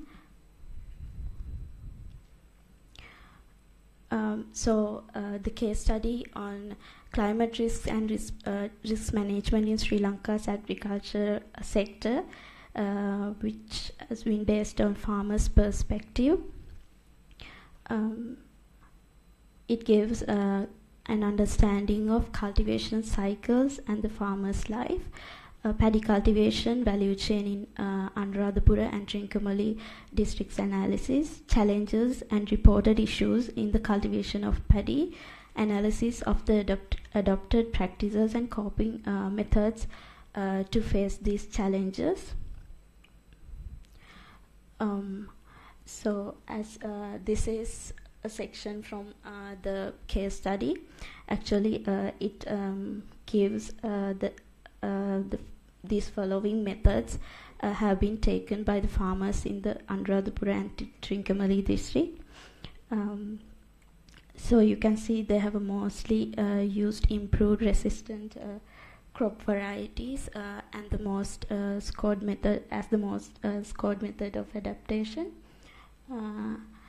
And more you can get more insights about these case studies from our website, as I mentioned before.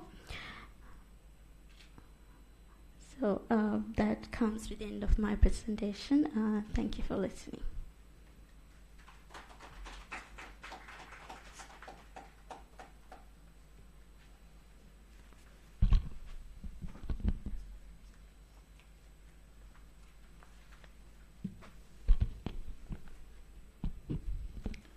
Thank you, Tilini, for that valuable information. We now have joining us from online Director Research and Knowledge Management of Slyken Trust, Mr. Dennis Momba, who will be presenting on a research based on policy and climate action in food systems, a framework for scaling up climate ambition. Dennis?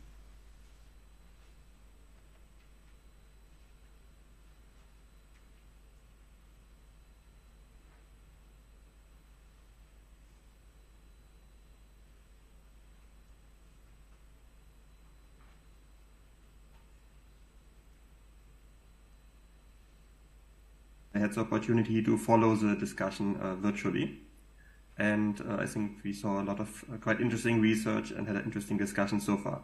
So I don't want to take up too much time. I just want to give a brief overview of our other activities on research that we do that relate to food systems as Slyken Trust. So let me open the presentation. I hope you can see this as well. on the screen? Yeah, okay, perfect. So basically, as you know, Like and Trust is a think tank, a non-profit think tank, and research and policy and legal analysis is a core area of our work. And under our food systems program, we are focusing on a number of research priority areas, and we are also developing a general research framework for food systems and climate change. And I want to briefly go through these areas, and we already saw some examples of the research we are doing under two of these areas. So the first would be plant-based food systems. The second is entrepreneurship in food systems. Third one would be risk management, and then we're looking at youth-led climate action in food systems, and then the general research framework. And Zamali has already presented on the first area one of the researches that we are doing, which is a compendium on alternative protein sources in Sri Lanka. And that connects to basically looking at the options that are there and identifying opportunities to scale up plant-based food production and have alternative protein sources available. This connects to our Meatless Monday program. It also connects to our work on entrepreneurship to some extent. This is basically what we're doing is to focus on how can food systems become more sustainable, how can they become more climate friendly, and how can they become more ethical. That means also animal welfare and things like that. And this is looking at sustainable consumption and production in food systems. So one of the research studies we have carried out is also on the current diets and consumption patterns among rural communities in Sri Lanka and also children and youth, and to see what amount of these diets are currently plant-based, how are the diets composed, and then would be opportunities to enhance plant-based proteins in them. And that would be, let's say, the technical side of it. We're also looking at the policy side of it. So how are plant-based food systems addressed through policy environments, and specifically also climate policies. So we have done another study. It's not published yet, but it will be out soon, on food systems and how they are incorporated into nationally determined contributions under the Paris Agreement. That's the national commitments that countries submit under the Climate Change Convention on how they are going to address climate change mitigation and adaptation, and sometimes also climate-induced loss and damage. And food systems is one of the key sectors that is basically in all NDCs of all the countries around the world. So we have done this analysis of how plant-based food production, how alternative proteins, how these things are incorporated into the current NDCs that have been submitted. And this is the second round. The first ones have been submitted after the Paris Agreement was decided upon. Now in the last, basically, from 2020 onwards, some in 2021 and 2022, countries have submitted their updated or second NDCs. And we have looked at these to analyze how food systems are incorporated. And I apologize, I can't go into detail on all of the different research areas. For many, you can find the knowledge products on our Knowledge Hub. Others will be coming out soon. So also please subscribe to our newsletter. It'll keep you updated on the research coming out. And then the last area I want to mention is just transition in food systems. So if we look at having more plant-based food options, shifting towards alternative proteins, just transition is the process of managing this transformation of the food system and ensuring that no one is left behind. So it includes things like social protection and looking at skill development and allowing those who are working in food systems to adjust and be part of this transition. So that is the first area that we do research in, plant-based food systems and alternative proteins. The second area is climate-friendly entrepreneurship in food systems, and we do have entrepreneurs forum in the afternoon today as part of this overall summit. So that will focus specifically on entrepreneurs and the business side of things, how the private sector can come in. In general, and I think it was already mentioned, we have the Ethical Eggs Initiative and the Climate and Innovation Hub. We also have Klimafuge, which is a partner from the private sector to support entrepreneurship. And this is overall to scale up ethical, climate-friendly, and sustainable entrepreneurship. And it does have research components as well. That includes working with the entrepreneurs in our cohorts to identify what are the gaps and needs that they face in food systems for scaling up plant-based entrepreneurship, for scaling up innovation, and for developing new products and services that are plant-based and sustainable and climate-friendly. And for example, also how what is the availability for them to count their emissions and their resource footprint. And based on that, we do a research on identifying these challenges that they're facing and how they can be overcome, entry points and recommendations. We have also again done a policy analysis. This is we have done one for plant-based entrepreneurship in climate policies in the South Asian region. That includes NDCs again, the nationally determined contributions, but also other climate policies of countries in the region. This is again not published yet, but will be out soon. And this looks how entrepreneurship and plant-based food entrepreneurship specifically is supported in these climate policies, and what is the connection between climate policies and food systems. The third area that we're looking at is food-related certifications and accreditations, and Dr. Vahala is the expert on this also.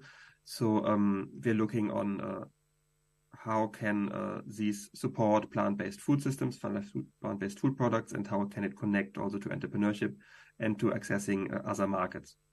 And we're working on this in Sri Lanka, but also in other countries that we work in.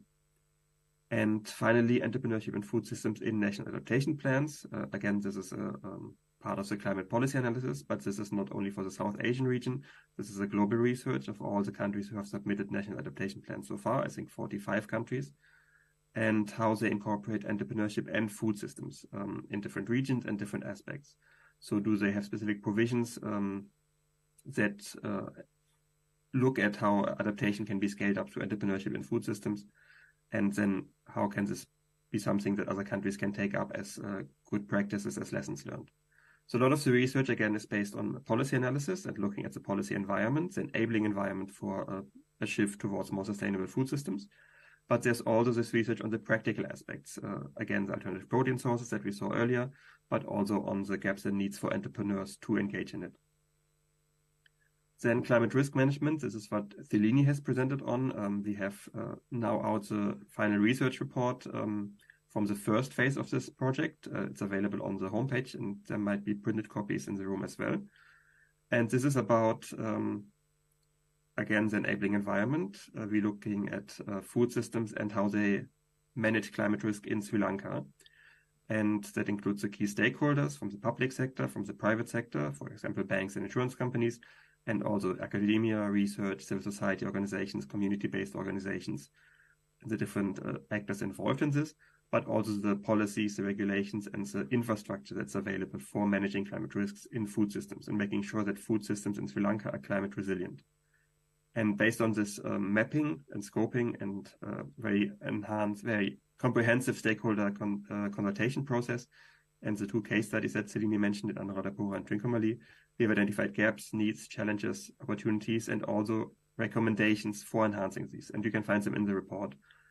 I think we don't have a lot of time to go into this. I would like to give a full presentation on this, but I don't think now is the time. So please check out the report, and we'll have further events on this coming up. We also have a partnership on a multi-actor partnership on climate risk management in Sri Lanka, which covers food systems as a key sector and also some other sectors. So if you're interested in that, please get in touch with us. We are open for organizations to join it. So we have over 80 institutional members so far, and we're looking to expand it further to different sectors and also on different aspects. And also part of the climate risk management work is engagement with local authorities and identifying the situation on the division secretariat level and below, and to see how climate risk management is incorporated into the food system and agriculture work that's being done on that level. How extension officers are aware of these things and how it's being reported and what kind of data is available.